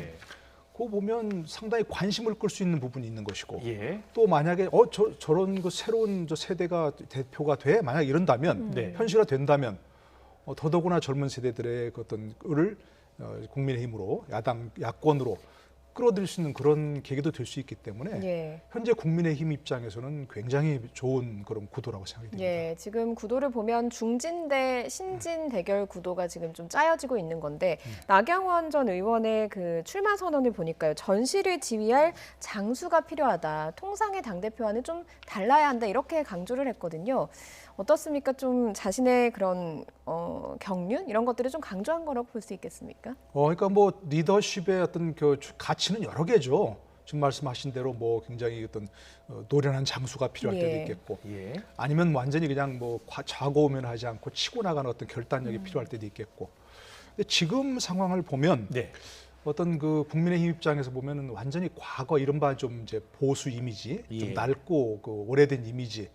이런 것들을 좀 탈피해야 되는 것이 일단 굉장히 중요한 가치 중에 하나 아니겠습니까? 예. 그럴 때는 이제 나경원 원내대표는 물론 이제 뭐 훌륭한 정치인이긴 하지만 네. 지난번 총선 때도 봤고요. 또 이번에 그 보궐선거 때도 봤고 또 그 이전에 이제 뭐 여러 패스트트랙 전국이라든지 이런 때 봤을 때 과연 이제 뭐 본인의 말대로 뭔가 그 정치력 결단력은 있겠지만 예. 네. 과연 새로운 이미지를 줄 수 있겠느냐 이런 점에서 뭐 할 때 조금 이제 부정적으로 평가할 수 있는 부분도 있다는 것이 있을 수 있겠거든요. 예. 그러니까 과연 이제 당원들이나 또 이제 그 일반 국민들이나 예. 현재 상황에서 또 내년 대선을 앞두고 어떤 것이 중요하냐, 과연 네. 당 간판을 혁명적으로 바꿔가지고 예. 새로운 사람이 이끄는 당에 관심을 끌어들이는 게 중요하냐, 아니면 내년 대선까지 잘 관리해서 어떤 사람들을 잘 이끌어서 네. 결과물을 낼 수 있는 그런 그 리더십이 중요하냐, 이런 판단이 관건이겠죠. 예. 그렇죠. 경선 룰이 그래서 중요합니다. 그래서 일단 예비 경선에서 5명을 뽑고 그리고 본 경선에서 이제 당원 여론조사 70% 그리고 시민 여론조사 30% 이렇게 뽑거든요. 자, 어떻게 전망하십니까? 여론조사를 좀 보면서 좀 설명을 해주실래요? 네네. 그 아까 말씀드린 대로 네. 어떤 그 보면은 뭐 지금 나오는 것처럼 네. 이준석 전 최고위원이 유리한 경우도 있죠. 네. 이런 경우 나경원 대표 물론 오차범위 냅니다. 오차범위 내기는 하지만 예. 유리한 경우도 있고 예상치 못한 돌풍이긴 하죠. 예. 왜냐하면 이준석 전 최고위원은 뭐 방송에 워낙 많이 나와가지고 네. 뭐 틀면 나오는 그런 상황도 있고요. 예. 그렇기 때문에 인지도는 높지만 네. 지금 초선도 아니잖아요, 아직. 예. 초선도 아니고 지금 뭐 그런 경험은 없지만 저렇게 유리까지 할 정도인가? 그래서 일부에서는 그런 얘기도 있더라고요. 저게 그야말로 뭔가 좀 여당 지지자들이 모여가지고 예. 역선택을 한 것이다. 이런 얘기도 있는데 예. 그런 얘기는 여론조사에 늘 나오는 얘기니까 예. 뭐 그건 뭐 다음에 지켜봐야 할 부분이지만 뭐 상당히 중요한 그런 변수라고 보여지고 지수라고 네. 보여집니다. 예, 그리고 국민의힘 지지층 내에서 또 당대표 선호도 조사를 따로 했는데 여기는 또 좀 다르게 나온 것 같아요. 한번 보여주실래요? 네. 네. 국민의힘 내부 지지층 보면 네. 당대 대구 경북에서도 특히 저렇게 이준석 전 최고위원이 물론 아주 근소한 차입니다. 오차범위이기 때문에 뭐 아주 근소한 차긴 합니다만 예. 그래도 저렇게 앞서는 적이 나오거든요. 예. 네, 저건 이제 지역별로 보신 지역별 거고요. 당대표 선호도 조사. 국민의힘 지지층을 좀 보여주세요. 예. 네, 예. 예, 나옵니다. 예, 국민의힘 지지층이라면 주로 당원일 수 있겠지 않습니까? 그렇습니다. 예, 당원일 수 있는데 당원에서는 아무래도 나경원 원내대표가 뭐 그야말로 정치력도 굉장히 뛰어나고 예, 예. 또 그동안 그 사선 의원으로서 굉장히 오랫동안 정치를 해왔기 때문에 저런 경우가 나올 수 있겠죠. 그러니까 결국 그 예비 경선에서는 두 분 다 이준석 전 최고, 나경원 전 의원 둘 다 통과할 수 있다는 전제로 예. 하고 그리고 거기다 이제 주호영 의원이라든지 네. 3위까지는 뭐 거의 뭐 확실하다고 볼 수 있는데 나머지 5명 뽑을 때 2명이 누가 되느냐가 중요하겠죠. 네네. 2명이 그다음에 뭐 조경태 의원이라든지 이런 예. 중진이 되는 거 하고 또 김웅 의원이라든지 김은혜 의원이라든지 이런 초선 의원들이 이렇게 들어가는 거 하고 굉장히 달라지겠죠. 예. 만약 초선 의원들이 들어가게 되면 이준석 전 최고위원과 이제 단일화를 할 수 있을 테니까 네네. 그런 점에서 또 당원들의 힘을 모을 수 있는 부분이 있거든요. 네. 근데 이제 만약에 이제 저렇게 당 대표 선호도를 조사하는데 당원들에서는 이준석 최고위원이 전 최고위원이 조금 좀 딸린다 그러면 예. 예비 경선을 통과한다 그러면 본 경선에서는 지금 당원 7, 일반 국민 3이잖아요. 예. 그렇습니다. 당원들이 훨씬 더 많아지잖아요. 예. 그럴 때 이준석 전 최고위원이 만약에 당 대표가 되려면 그 당원들을 어떻게 설득하냐가 중요한 거죠. 예. 네. 내가 돼야 다음 대선에서 유리하다 하는 걸 어떻게 설득하느냐. 예. 지금 뭐 일반 그 국민의힘 당원들은 좀 나이도 좀 있고 지역적으로 좀 영남 쪽에 편중돼 있다. 예. 이런 게 나오니까 대부분 또 그럴 거 아니겠습니까? 구상유치라고 예전에 나왔던 말처럼 예. 입에서 뭐 좀 뭐가 나는데 네. 비린내가 나는데 뭐 당대표 할 수 있겠냐 하는데 그것이 문제가 아니라 내년 대선에서 네. 어떻게 하는 게 유리한가, 예. 본인이 당대표가 되면 더 유리하다는 걸 그 당원들을 설득하느냐가 관건인 거죠. 예, 알겠습니다. 알겠습니다. 그리고 여권에서는요, 윤석열 전 총장에 대한 견제가 계속 이어지고 있습니다. 윤 전 총장에 대해서 직접적인 견제를 그동안 이재명 경기지사는 좀 자제를 했는데 오늘 견제구를 던졌습니다. 어떤 내용인지 먼저 듣고 오겠습니다. 참 제가 그분이 무슨 생각을 하는지 한 번도 본 적이 없습니다. 자꾸 누군가가 살짝 보여지는 부분적인 포장지밖에 제가 접하지 못했기 때문에 판단하기가 정말로 어렵습니다. 가능하면 좀 빨리 정치를 하실 것으로 생각이 되는데 전부를 다 우리 국민들께 보여드리고 판단을 받는 것이 정치인 또는 정치인이 되고자 하는 분의 도리가 아닌가 생각됩니다. 알맹이를 봐야 판단하지 않겠습니까? 한번 써보기라도 해야 되고 한데 포장만 이렇게 자꾸 포장지만 그것도 예쁜 부분만 자꾸 보여주셔가지고 판단하기가 어려워서 더 말씀드리기가 어렵습니다. 예. 자, 이재명 지사 오늘 국회에서 지지 모임이 있었잖아요. 네. 거기서 기자들의 질문에 답을 했는데 그동안 윤석열 전 총장에 대한 평가를 굉장히 자제해 왔거든요. 그런데 오늘은 다소 공격적으로 이야기를 하기 시작했습니다. 이제 본격적인 견제에 나선 거죠. 두 가지 측면을 좀 볼 수 있을 것 같아요. 네. 저 들으면서 좀 뭐 말 그대로 견제구죠. 예. 포장지만 보고 판단할 수 없다. 실체가 드러나면 지지율 떨어질 것이다. 예. 지금 여권에서 많이 그렇게 얘기하고 있지 않습니까? 네네. 본인이 직접 등판하면 뭐 1시간만 토론하면 뭐 이길 수 있다 이런 분도 있고. 예. 그러니까 빨리 실체를 보여주면 국민들이 그 실체를 알고 지금처럼 뜬구름 잡는 그런 지지율을 벗어날 것이다. 이런 얘기도 할 수 있고 네. 생각도 있는 것이 또 한 가지는 윤석열 전 총장이 본격적으로 나와가지고 하게 되면 이재명 지사에게 나쁘지 않죠.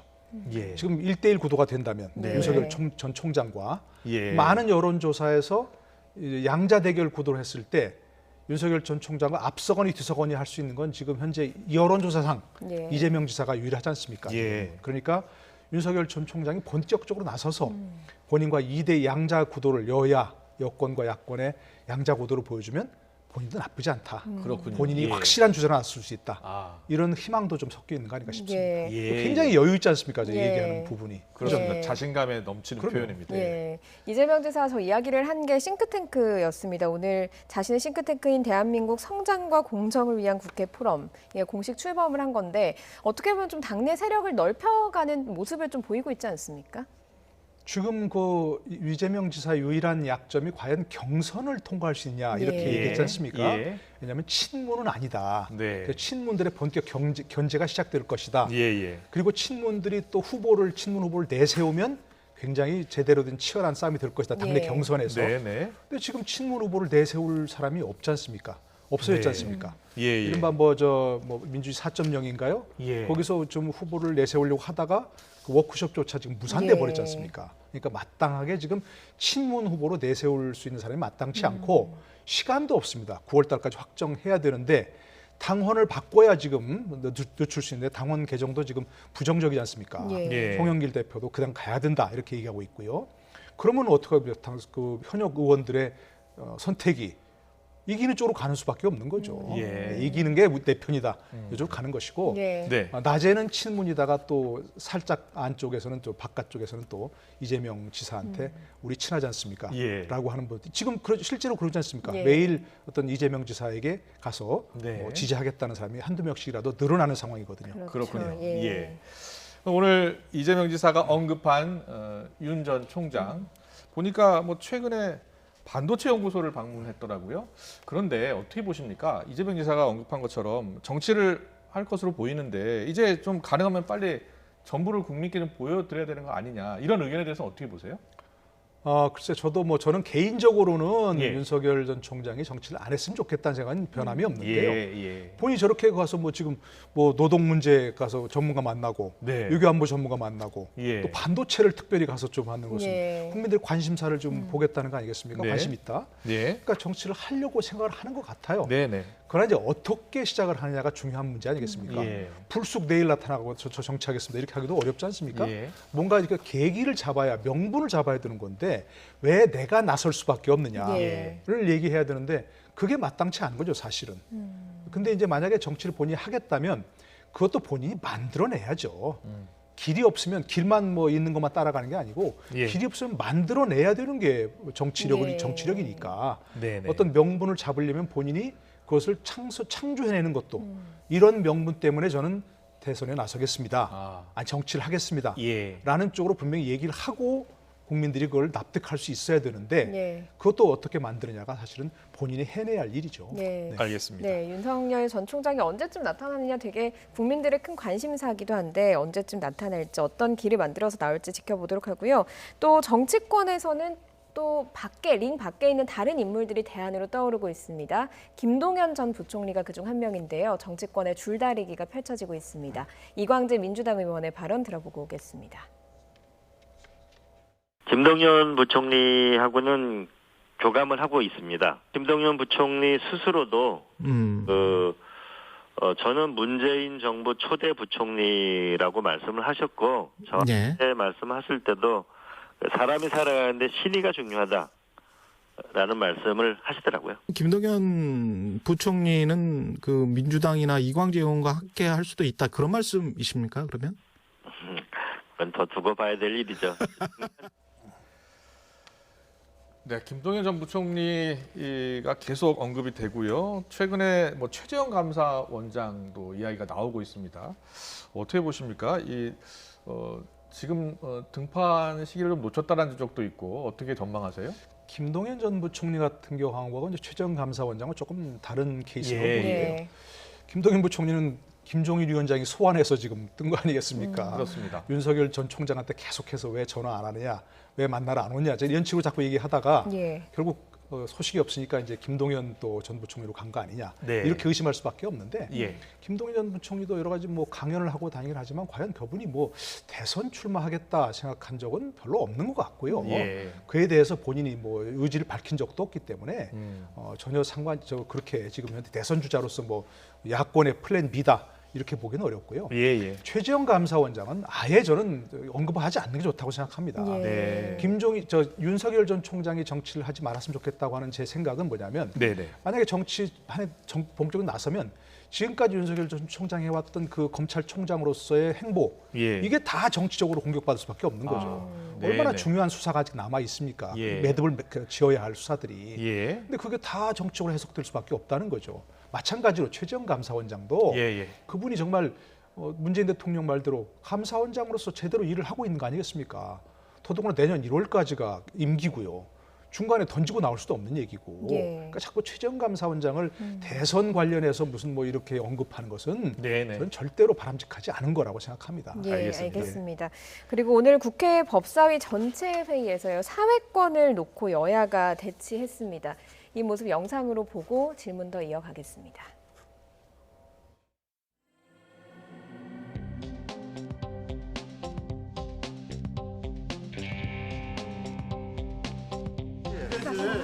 이건 아니지. 윤호정 위원장이 못 오는 이유가 뭔데? 국회 방송을 통해 중계되고 있습니다. 효율적인 회의 진행에 협조를 당부드립니다.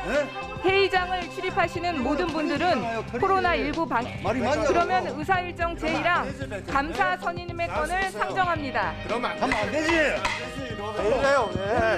왜 이래요? 가만히 있어 봐야죠. 차장 있으면서 새로운 검사를 선임하도록 하겠습니다. 자리에 앉으세요. 아니 이러면 안 돼요. 자리에 앉으세요. 아니 백혜련 간사가 여기 앉는 거는 무효예요. 국회법상. 박주민 의원을 더불어민주당 간사로 선임하는데 찬성하시는 분은 일어서 주십시오. 일어서 주십시오. 일어서긴 또 뭐 하는 거예요? 간사 선임을 가결되었음을 선포합니다. 부러운 줄 아세요? 네. 법사위의 모습 지금 보고 왔습니다. 김모수 후보자 인사청문회 실시 계획서를 채택하려다가 여야가 저렇게 맞서게 된 겁니다. 그러니까 야당은 윤호중 위원장이 왜 진행하지 않느냐 이렇게 문제를 제기한 것이고요. 이 과정에서 백혜령 민주당 의원이 회의를 개의하고 그리고 또 박주민 의원 간사 선임권을 저렇게 처리한 겁니다. 저 어떻게 보셨습니까? 그래서 이건 어느 편을 드는 게 아니고 좀 법학을 전공한 사람으로서 굉장히 이해하기 어려운 부분입니다. 윤호중 원내대표가 원내대표 당선되면서 법사위원장을 사퇴했다고 했지 않습니까? 사퇴했다고. 그럼 법사위원장을 선출해야 됩니다.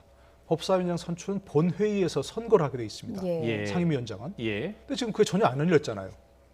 안 열리니까 윤호중 위원장이 난 다시 법사위원장이야. 사퇴했다고 하면서 다시 법사위원장이야 라고 하는 건 이해가 안 되는 일이죠, 분명히. 그리고 백혜련 간사도 최고위원에 당선되면서 난 법사위 간사 사퇴한다고 했습니다. 예. 그런데 다시 지금 난 간사야 이렇게 하면서 다시 앉아서 윤호중 법사위원장이 법사위원장으로 다시 백혜련 간사에게 사회권을 넘겼다고 얘기하고 예. 다시 이렇게 간사로서 법사위를 사회를 보고 이렇게 하는 것은 저는 정말 법사위야말로 법을 엄격하게 해석하고 진행해야 되는데 네. 국회법을 이렇게 해석하면 저건 인정하기 어려운 그런 겁니다, 진짜로. 그렇지 않습니까? 예. 법사위원장 사퇴했다고 해놓는데 네. 난 다시 법사위원장이야 이렇게 얘기해버리면 그럼 사퇴는 그럼 안 했다는 건가? 임시 사퇴였다는 건가라고 할 수밖에 없는 것이고. 예. 지금 분명히 얘기하겠지만 박광원 의원으로 법사위원장을 내정했다는 거 아니겠습니까? 그렇습니다. 그리고 본회의에서 가결시키려고 하다가 예. 박병석 의장이 좀 기다려라 해서 아직 그게 의결이 안 됐을 뿐이지 윤호중 위원장은 사퇴하고 박광원 의원으로 내정했는데 다시 나는 법사위원장이라고 얘기한다는 것은 정말 이해하기 어려운 그런 일처리 과정이 아닌가 싶은 생각입니다. 김호수 후보자 인사청문회가 다음 주로 잡혀 있는데 여야 대치가 계속 더 격해질 것 같습니다. 정치권 이슈 여기까지 듣겠습니다. 노동일 경희대 교수와 함께했습니다. 잘 들었습니다. 네, 고맙습니다.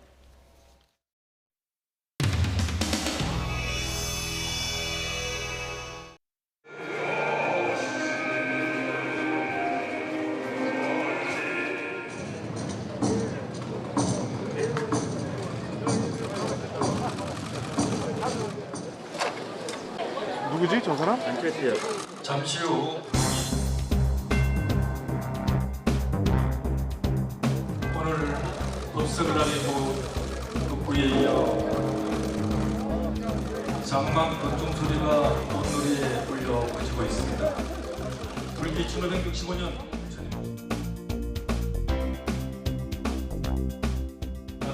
병원은 희망과 치유의 연담을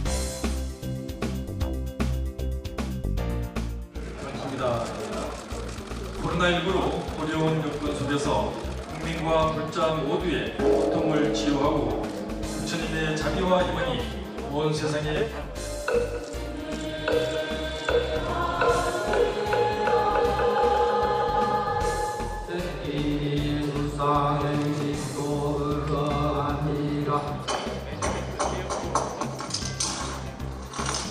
자, 옵니다. 대선 승리를 위해서는 확 바꾸어야 합니다. 노선과 정책이 더 낮은 곳으로, 더 중도로 나아가야 합니다. 계층과 세대 등 모든 것을 아우르는 거대한 용광로가 되어야 합니다. 중도라는 것이 어느 한쪽에 치우침이 없는 바른 길을 말씀하시는 것 아니겠습니까? 그래서 우리 대한민국 정치도 그렇게 부처님께서 말씀하시는 중도의 길을 가는 것이 우리 모두를 위해서 올바른 방향이라고 생각합니다. 이번요?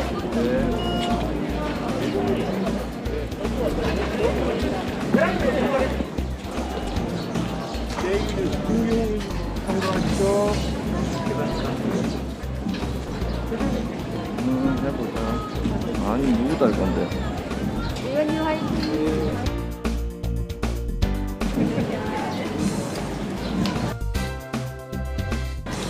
일단 끝나고 이쪽으로 가.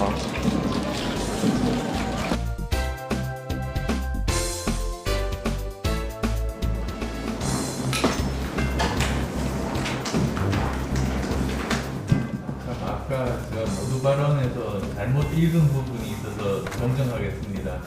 백신 양치기 소년이라고 말씀드렸고 이미 배포해드린 논부에는 그렇게 나와 있습니다. 네. 백신은 총 몇 명분을 확보했느냐가 중요한 게 아니라 얼마나 빨리 들어와서 접종을 할 수 있느냐가 중요합니다. 그렇지 못하다면 문재인 정권은 백신 양아치 소년 신세를 면하기 어려울 겁니다. 백신 양아치 소년 신세를 면하기 어려울 겁니다. 마약성 진통제를 불법 처방받아서 투약하고 판매까지 한 10대들이 무더기로 경찰에 붙잡혔습니다. 다른 사람 이름으로 병원에서 처방전을 받아 이런 짓을 저질렀는데 일부 청소년들은 심각한 중독 현상까지 겪고 있습니다. 오태인 기자입니다. 가방을 열자 붙이는 패치 형태의 약이 담긴 상자가 나옵니다. 겉 포장에는 마약이라는 글자가 선명합니다. 한 장, 두 장, 세 장. 이 돈은 뭐예요? 네 장. 다른 곳에서도 쓰고 버린 포장지가 발견되고. 펜타밀 사용한 것도 있네요, 이거. 본인이 이거 뭐 왜 두고 있어요, 이거를 지금. 작은 가방에서도 잘게 자른 의약품이 발견됩니다. 경찰이 찾은 것은 마약성 진통제인 펜타닐 패치입니다. 이 펜타닐을 불법 처방받아 투약하고 판매까지 한 10대 42명이 경찰에 붙잡혔습니다. 지난해 6월부터 올해 4월까지 공원과 상가, 화장실, 심지어 학교에서도 투약했습니다. 범행 시작 당시 모두 미성년자로 아직 졸업하지 않은 고등학생도 9명이나 됩니다. 나이를 보면 만 17세가 6명, 만 18세가 12명, 만 19세가 24명으로 남학생이 32명, 여학생이 10명. 현재 학교에 재학 중인 학생이 지금 9명입니다. 펜타닐은 마약성 진통제로 주로 말기암 환자 등 고통이 큰 환자들에게 쓰입니다. 하지만 19살 A씨 등은 그저 환각 증상을 느끼려고 이 약물을 직접 투약했습니다.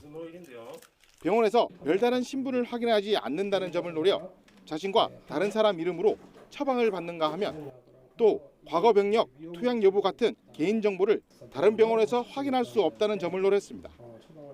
이런 식으로 진단서를 받은 병의원은 경남 부산 일대 25곳이나 됩니다. 다른 데서 파악하는 거는 알 수 없죠. 개인정보 보호법이 다른 의료기관이나 의료정보는 본인의 동의하에서는 전혀 알 수 없죠. 경찰은 구매와 판매 횟수가 많은 A씨를 마약류 관리법 위반 혐의로 구속하고 나머지 41명을 불구속 입건했습니다. YTN 오태인입니다. 서울 명동 사설 환전소에서 금고 안에 있던 현금 4억 3천만 원이 털린 사건, 지난 10일 YTN이 단독 보도해드렸는데요. 사건 발생 열흘 만에 경찰이 피의자 2명을 붙잡아 구속했는데 다름 아닌 환전소 직원과 그 친구였습니다. 박기환 기자입니다. 환전소 직원들이 모두 퇴근하고 문을 닫은 오후 6시 반쯤 검은 헬멧을 쓴 남성이 상자 하나를 들고 환전소가 있는 건물 안으로 들어옵니다. 익숙한 듯 출입문 보안을 해제하고 환전소로 들어온 남성은 상자에서 새 가방을 꺼내더니 계산대 안쪽으로 향합니다. 지난 1일 서울 명동의 사설 환전소에서 4억 3천만 원을 털어 달아난 피의자의 범행 당시 영상입니다. 경찰은 CCTV 분석을 바탕으로 추적해 사건 발생 열 하루 만에 피의자 A씨와 공범 B씨를 체포했습니다. 공범 B씨는 다름 아닌 환전소 직원이었습니다. 거액의 빚을 갚으려는 목적으로 친구 A씨와 범행을 저지르기로 마음먹었다고 경찰에서 진술했습니다. 친구에게 출입문 보안카드를 건네고 금고 비밀번호까지 모두 알려준 것으로 드러났습니다. 미리 도주로를 답사하는가 하면 신분을 감추기 위해 헬멧도 따로 구매한 것으로 파악됐습니다. 돈을 훔친 후에는 추적을 피하려고 CCTV가 없는 산속으로 달아났던 것으로 조사됐습니다. 택배 기사를 가장하려고 이렇게 박스를 들고 간 것 같습니다.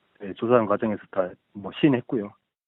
경찰은 두 사람을 특수절도와 주거 침입 등 혐의로 구속했습니다. 또 훔쳐간 4억 3천만 원 가운데 남아있던 3억 8천만 원을 압수해 피해자에게 돌려줬습니다. YTN 박기환입니다. 관세청 산하의 관세평가분류원, 관평원 소속 공무원들의 아파트 특별공급 사태가 일파만파 커지고 있습니다. 이전도 하지 않은 기관 직원들의 특별공급이 이뤄진 다른 사례가 더 나오는데 나아가서 로또 분양으로 불리는 특공제도 자체에 대한 비판 여론도 커지고 있습니다. 관련 현황 선흥정 세종참여자치시민연대 사무처장과 함께 얘기 나눠보겠습니다. 처장님 나와 계시죠? 네, 안녕하십니까? 네, 안녕하십니까? 이전도 하지 않은 이 공공기관 직원들까지 특별공급 분양을 받았습니다. 그래서 논란이 지금 커지고 있는데 어떻게 보셨습니까?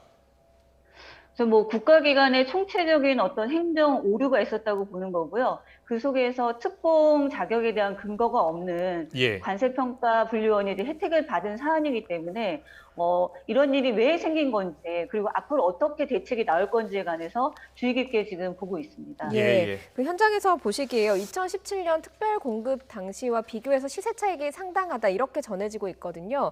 공무원들이 분양받은 아파트들을 좀 현 시세랑 비교하면 얼마나 가격이 올랐습니까? 우선은 이제 2017년하고 2021년에 어떤 세종시는 큰 변화가 있었습니다. 예. 그렇기 때문에 뭐 행정수도론과 관계된 것도 있고 그다음에 국회 세종의사당 설치가 가시화되면서 예. 아파트 값이 보여지는 대로 굉장히 많이 오르기도 했고요. 그래서 네. 실질적으로는 아파트 집값을 올리기 위해서 뭐 어떤 데에서 조치원이라고 하는 지역에서는 한꺼번에 10채가 매매가 되기도 했고요. 아. 지금 오늘 이제 관평원에서 문제가 되는 거기서 구입했다라고 하는 그 아파트 같은 경우에서는 여기가 센텀뷰라고 하는 아파트인데 거기는 현재 프리미엄으로만 이제 뭐 5억도 넘었다 이런 붙어 있다라고 하는 이야기가 지금 되고 있습니다. 네. 자, 그런데요. 이렇게 공무원들이 특별 분양으로 받은 아파트 실제로 거주하지 않는 공무원들도 많고 그래서 시세 차익만 보는 것 아니냐 이런 지적이 나옵니다. 실제 네. 지역에서 접하시기에는 어떻습니까? 뭐 초기에 어떤 그 일부 전현직 공무원들이 사실 이제 어떤 특공으로 시세 차익을 누렸던 것도 사실이기는 합니다. 예. 근데 이제 브랜드가 있는 아파트를 우선은 구입을 해서 특공을 받은 이후에 일반 아파트라고 하는 걸로 이제 갈아타는 식으로 좀 했던 부분이 있는 거고요. 예. 근데 이제 실은 이제 아이들이 어리지 않으면 이동하는 데 큰 어려움이 없으니까 이게 가능한데요. 네. 세종시는 아시겠지만은 굉장히 젊은 도시이고 예. 공무원들도 적고 아이들도 젊습니다. 아이들 어리죠. 그러다 보니까는 사실 학군하고 물려있기 때문에 최근에는 아무리 공무원이라 하더라도 시세 차익을 가지고 이렇게 뭐 그것을 위해서 어떤 이동을 하거나 하는 게 사실 쉽지만은 않은 상황입니다. 하지만 초반에는 그런 일들이 좀 부지기수였다라고 하는 것들이 좀 있기는 한 거죠. 네. 예. 그리고 또 뭐 관평원도 문제였습니다만 중소벤처기업부 대전에 소재하고 있는데 이런 대전에 소재하고 있는 기관까지 특공 자격을 부여하는 걸 두고 논란도 커지고 있습니다. 이렇게 세종으로 이전하는 게 사실은 굉장히 가까운 거리잖아요. 특공을 노린 것 아니냐 이런 지적도 커지고 있는데 어떻습니까?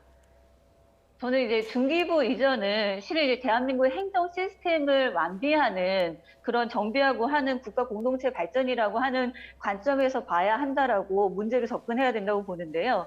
그래서 이제 세종시가 부동산 문제로 여러 가지 이야기가 있다 보니 모든 문제들이 이제 부동산이라든지 이런 것과 연결시켜서 하는 부분들은 좀 나누어서 판단하는 것이 필요하다. 예. 중기부 논란을 이제 계기로 이번 이제 이전 기간 대상으로 하는 운영 기준 개선안에서는 사실 이제 수도권 이전이 아닌 근처에서 이전하는 어떤 그런 기관들에 대해서는 특공 혜택은 없는 걸로 지금 개선안은 나오고 있고요. 예. 그렇기 때문에 중기부 문제는 실은 중기부는 이전 고시가 되었을 때 세종의 특공 등의 어떤 여러 가지 문제가 있었을 때이기 때문에 특공 시점을 좀 늦췄거든요. 예. 그래서 현재에서는 어떻게 보면은 중기부 안에서는 누구는 받고 누구는 안 받는 어떤 형평성 문제가 없습니다. 그렇기 때문에 중기부만큼은 좀 어떤 스스로가 좀 자격을 내려놓으면서 예. 공직사회에 어떤 경종을 좀 울려줬으면 좋겠다라고 하는 바람을 좀 가져볼 수 있는 거죠. 그렇군요. 예. 그런 선택을 할지는 좀 더 지켜봐야 될 것 같고요. 네. 예. 그리고 이렇게 관평원 또 다른 기관 특별 공급이 부당하게 이루어진 사례뿐만 아니라 민간 기업들도 특공 제도를 악용해서 시세 차익을 보고 있다. 이런 소식도 있다고 들었습니다. 어떤 내용입니까? 그러니까 이전 기간 종사자를 대상으로 하는 특공에는 두 가지가 있는데요. 예. 저희가 이제 알고 있는 공무원들을 대상으로 하는 것도 있고, 그다음에 또 한쪽으로는 자족 기능 유치를 위해서 목적으로 인해서 하는 걸로 나뉩니다. 여기에 이제 기업이라든지 병원이라든지 이런 데가 이제 특공 자격을 받게 되는 건데요. 그렇군요. 예. 제도마다 실은 허점은 늘 존재하기 마련입니다. 그렇기 때문에 중요한 거는 그 제도의 어떤 허점을 발견하면 메워나가는 것이 중요하다고 보는 거고, 세종시 발전을 위해서 이제 다방면으로 유치 전략을 세우는 것은 나쁘지 않은데 실거주하지 않고 시세 차익만 남기는 이런 사례들에 대해서는 사후 관리 그리고 대책 이런 마련이 꼭 되어야 된다고 봅니다. 예. 네네. 이 공무원 특별 분양, 특별 공급에 대해서 사실 개정이 나오기도 하고 개정이 이뤄지기도 했지만 로또 분양이다 이런 이름이 붙을 정도로 투기를 조장한다 이런 지적이 많거든요. 그래서 이제는 좀 폐지해야 된다. 그래서 다른 주거 안정책으로 바꿔야 된다 이런 주장도 나오고 있습니다. 현장에서 보시기엔 좀 어떻습니까? 이번에 이제 관평원에 실은 특공 자격이 주어져 있는지조차 확인되지 않은 상태에서 특공이 주어졌기 때문에 자격이 주어졌기 때문에 이런 문제가 좀 생긴 건데요.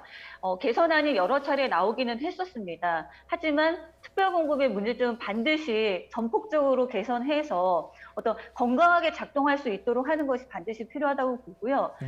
뭐 예를 들면은 자격을 엄격하게 하는 것도 중요하지만 실질적으로 프로세스가 제대로 작동하고 있는지를 점검을 하고 그다음에 사후 문제가 있을 때는 그것을 반드시 개선해내는 빠르게 개선해내는 것이 중요하다고 봅니다. 그래서 사후 관리까지가 되는 특공 제도로 마련이 되고 정비가 되어야 된다고 생각을 합니다. 예, 그렇습니다. 제도에 구멍이 나 있으면 빨리 고쳐야죠. 예, 알겠습니다. 네네. 오늘 말씀 잘 들었습니다. 성은정 세정참여시민연대 사무처장님이었습니다. 고맙습니다.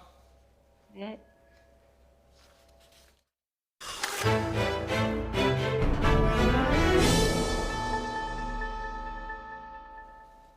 김포와 부천을 잇는 정부의 GTX-D 노선 발표 이후에 해당 지역 주민들의 반발이 거세지고 있습니다. 김포와 하남 등 4개 지역 기초자치단체장들은 고질적인 교통난 해소와 수도권 균형 발전을 위해서라도 GTX-D가 김포에서 강남을 통과해서 하남까지 연결돼야 한다고 주장했습니다. 이기정 기자입니다. GTX-D 노선과 관련해 4개 지역 자치단체장들이 공동 기자회견에 나섰습니다. 김포, 부천, 하남시장과 서울 강동구청장은 GTX-D 노선이 사업 타당성 등을 이유로 김포에서 부천 구간만으로 축소된 데 유감을 표시했습니다. 수도권 서부권의 김포 부천과 수도권 동부권의 강동과 하남 주민들은 교통 문제로 인한 불편, 아니 엄청난 고통을 고스란히 감내하고 있습니다. 단체장들은 현재 추진 중인 GTX-A, B, C 노선 모두 수도권을 남북과 대각선으로 잇는 노선이라며 수도권을 동서로 연결할 수 있도록 GTX-D가 반영돼야 한다고 주장했습니다. 이낙연 전 민주당 대표가 지난 17일 김포 골드라인 열차에 탑승해 출퇴근 혼잡 상황을 체험한 뒤 GTX-D 노선 변경에 대한 기대감이 커진 상황. GTX-D 정부가 약속했던 것이니만 약속은 지켜야 GTX-D 원안을 지키도록 정부에 촉구합니다. 단체장들은 정부가 제시한 GTX-D 노선을 김포에서 여의도나 용산역까지 있는 대안도 받아들일 수 없다는 입장입니다. 김포에서 강남을 거쳐 하남까지 연결돼야만 수도권 전체에 차별 없는 서울 접근이 가능하다며 원안 사수를 고수하고 있습니다. 이번에 함께 자리를 한 4개 단체장 모두 여당인 더불어민주당 소속인 만큼 중앙당 차원의 지원을 기대하는 발언도 나왔습니다. 206만 동서부 시민들의 삶의 질의 균형 발전을 위해서 경기도당과 중앙당에 지원을 요청할 계획입니다. 이런 가운데 인천의 영종, 청라 등 서북부 주민들도 GTX-D를 인천공항까지 운행하는 Y자 노선 연결을 주장하며 집단 행동을 예고하고 있어 노선 갈등을 둘러싼 혼란은 한동안 불가피할 전망입니다. YTN 이기정입니다. 중국 정부가 가상화폐와 관련한 금융활동을 경고하고 채굴까지 막겠다고 하자 비트코인은 급락 추세를 보였습니다. 코인 시장의 파장이 한동안 이어질 것으로 보입니다. 그간 코인 시장에서 상당한 영향력으로 유명한 건 일론 머스크 테슬라 최고 경영자였습니다. 트윗 한 번이면 가상화폐 시장이 출렁거리는 탓에 머스크가 어떤 코인을 언급하는지를 알려주는 알람 서비스까지 등장할 정도였습니다. 그리고 그 사례를 잘 보여준 것이 도지코인인데요. 2013년 당시 인기였던 시바견 밈을 이용해서 재미삼아 만들어진 이 도지코인은 머스크가 도지파더를 자처한 트윗 이후 가격이 치솟았고요. 화제를 모았습니다. 라이온킹 장면 패러디 또 아들에게 도지코인을 사줬다는 소식을 머스크가 트윗을 할 때마다 가격은 계속해서 올라갔습니다.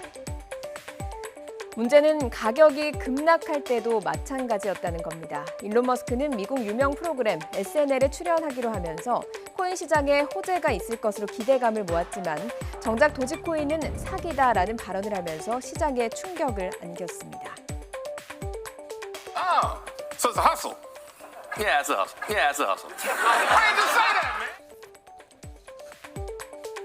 그럼 머스크는 지난 12일엔 테슬라 차량에 대한 비트코인 결제를 중단하겠다라는 내용의 트윗을 올리면서 가상화폐 시장을 또 한 번 발칵 뒤집었습니다. 이날 하루에만 3,658억 달러, 우리 돈으로 414조 원에 달하는 시가총액이 증발해버렸습니다. 부메랑은 머스크 본인에게도 돌아갔습니다. 테슬라 주가가 주저앉았고요. 그 여파로 세계 부자 순위도 2위에서 3위로 떨어지게 된 겁니다. 그러자 머스크에 대한 시장의 기대는 이제 비판과 반감으로 뒤바뀌었습니다. 심지어 머스크 그만해라는 이름의 스타빌론 코인까지도 나왔을 정도입니다. 머스크가 무책임하게 조작한다며 그를 해고해야 한다고 만들어진 이 코인은 등장과 동시에 5배 이상 급등하기까지 하며 화제를 모으기도 했습니다. 최근 중국발 악재로 빚어진 비트코인의 급락세에 머스크는 또다시 트윗을 남겼습니다. 테슬라는 다이아몬드 손을 가지고 있다라는 내용의 트윗이었는데요. 자신의 투자가 궁극적으로 수익을 낼 것이라고 믿고 계속 가지고 있겠다는 표현인 다이아몬드 손을 통해서 테슬라는 비트코인을 계속 보유할 것임을 시사한 겁니다. 그렇지만 머스크에 대한 불신이 커져서일까요? 시장의 악재가 워낙 커서일까요? 비트코인 가격은 좀처럼 회복하지 못하고 있습니다. 한 사람의 트윗에 가격이 무분별하게 급등락을 반복하면서 코인 시장 투자자를 보호하는 대책 마련과 함께 투자자 스스로 신중히 접근해야 한다는 우려의 목소리가 함께 커지고 있습니다. 코로나19로 건강에 대한 관심이 높아지면서 크릴오일 제품이 최근 소비자 사회에서 인기를 끌고 있는데요. 그런데 일부 업체가 크릴오일 원료만 100% 사용했다고 광고를 해놓고 실제로는 콩기름 등을 섞어서 판매한 것으로 드러났습니다. 개온희 기자의 보도입니다. 남극 바다에서 서식하는 크릴 새우에서 추출한 기름으로 만든 크릴 오일. 면역력 증진과 체중 감량에 도움이 된다고 알려지면서 입소문을 타고 판매가 늘었고 제조사도 우후죽순 생겨났습니다. 그런데 소비자원과 식약처가 크릴 오일 원료만 100% 사용해 만들었다는 제품들의 성분을 확인해 봤더니 실제로는 콩기름 등 다른 기름을 섞은 사실이 확인됐습니다. 네, 국제식품규격위원회에서는 크릴유에서 리놀렌산 함량이 3% 이하로 함유되게끔 규정하고 있습니다. 6개 제품에서는 리놀렌산 함량이 27% 이상 함유된 것으로 나타나 콩기름이나 그 밖의 식용유지가 혼합된 것으로 판단되었습니다. 또 크릴 오일은 건강기능식품으로 인정 못 받는 일반 식품인데 건강기능식품이라고 표시하거나 식약처 인증을 받았다고 거짓 광고한 제품도 있었습니다. 오메가3 불포화 지방산 함량 역시 건강기능식품의 일일 섭취량 기준에 미치지 못했습니다. 크릴 오일 제품을 건강기능식품으로 오인하지 말고 건강기능 제품을 선택할 경우에 있어서는 건강기능식품 인증 마크를 확인해서 구매하는 것이 좋겠습니다. 소비자원은 다른 유지가 혼합된 크릴 오일 제품을 판매한 업체는 소비자에게 교환 또는 환불을 권고 조치했습니다. 또 크릴 오일의 원료 성분과 함량을 검증하기 위한 기준도 마련하기로 했습니다. YTN 개운입니다.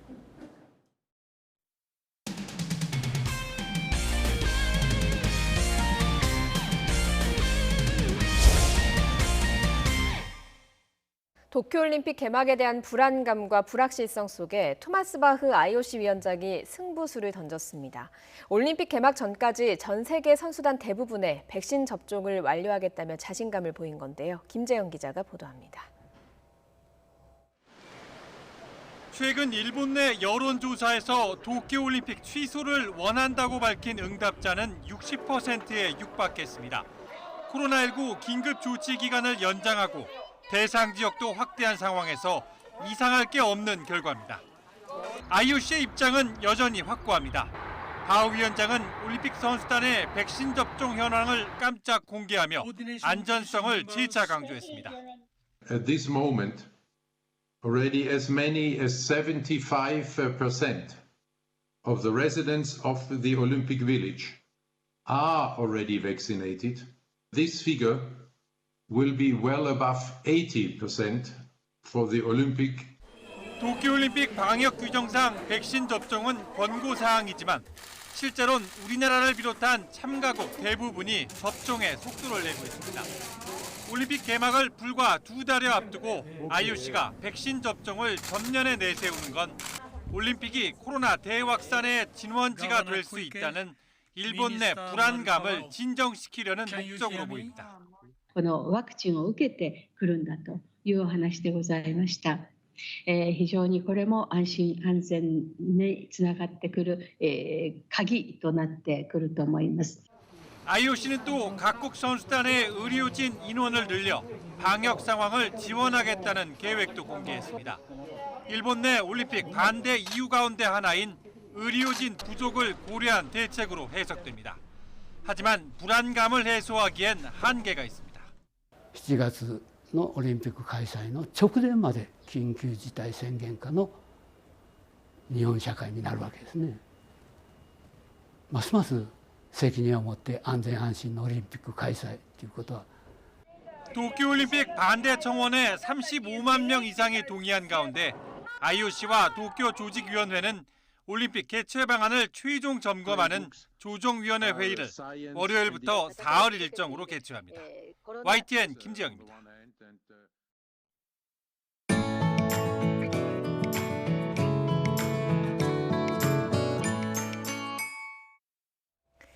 국내에서 재배하는 농산물 가운데 외래 품종의 비율이 갈수록 감소하고 있습니다. 오랜 노력 덕분인데요. 주식인 쌀도 국산 품종이 대부분을 차지하게 됐습니다. 김학무 기자입니다. 물이 찰랑대는 널찍한 논에서 모내기가 한창입니다. 전체 면적이 10만여 제곱미터에 달하는 논에 심는 벼는 국산 품종인 알찬미와 해들. 재작년까지 34년째 다른 농가와 마찬가지로 일본 품종의 벼를 심었던 논 주인은 작년에 국산 벼로 싹 바꿨습니다. 결과는 대만족. 소득이 더 늘어 올해도 벌써 기대가 큽니다. 쓰러짐이나 병해충이 아주 심했어요.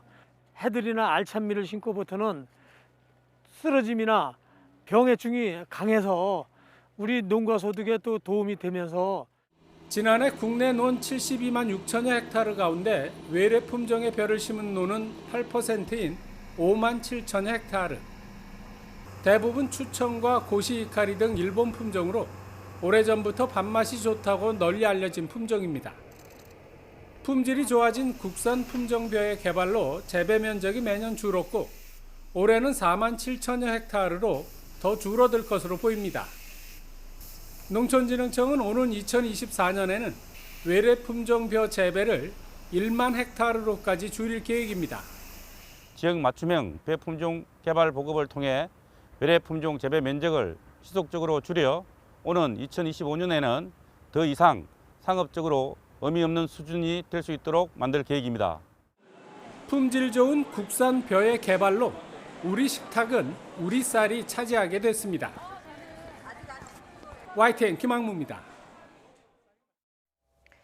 농촌진흥청은 국산 체리를 보다 신선하게 유통할 수 있는 관리 기술을 개발해서 발표했습니다.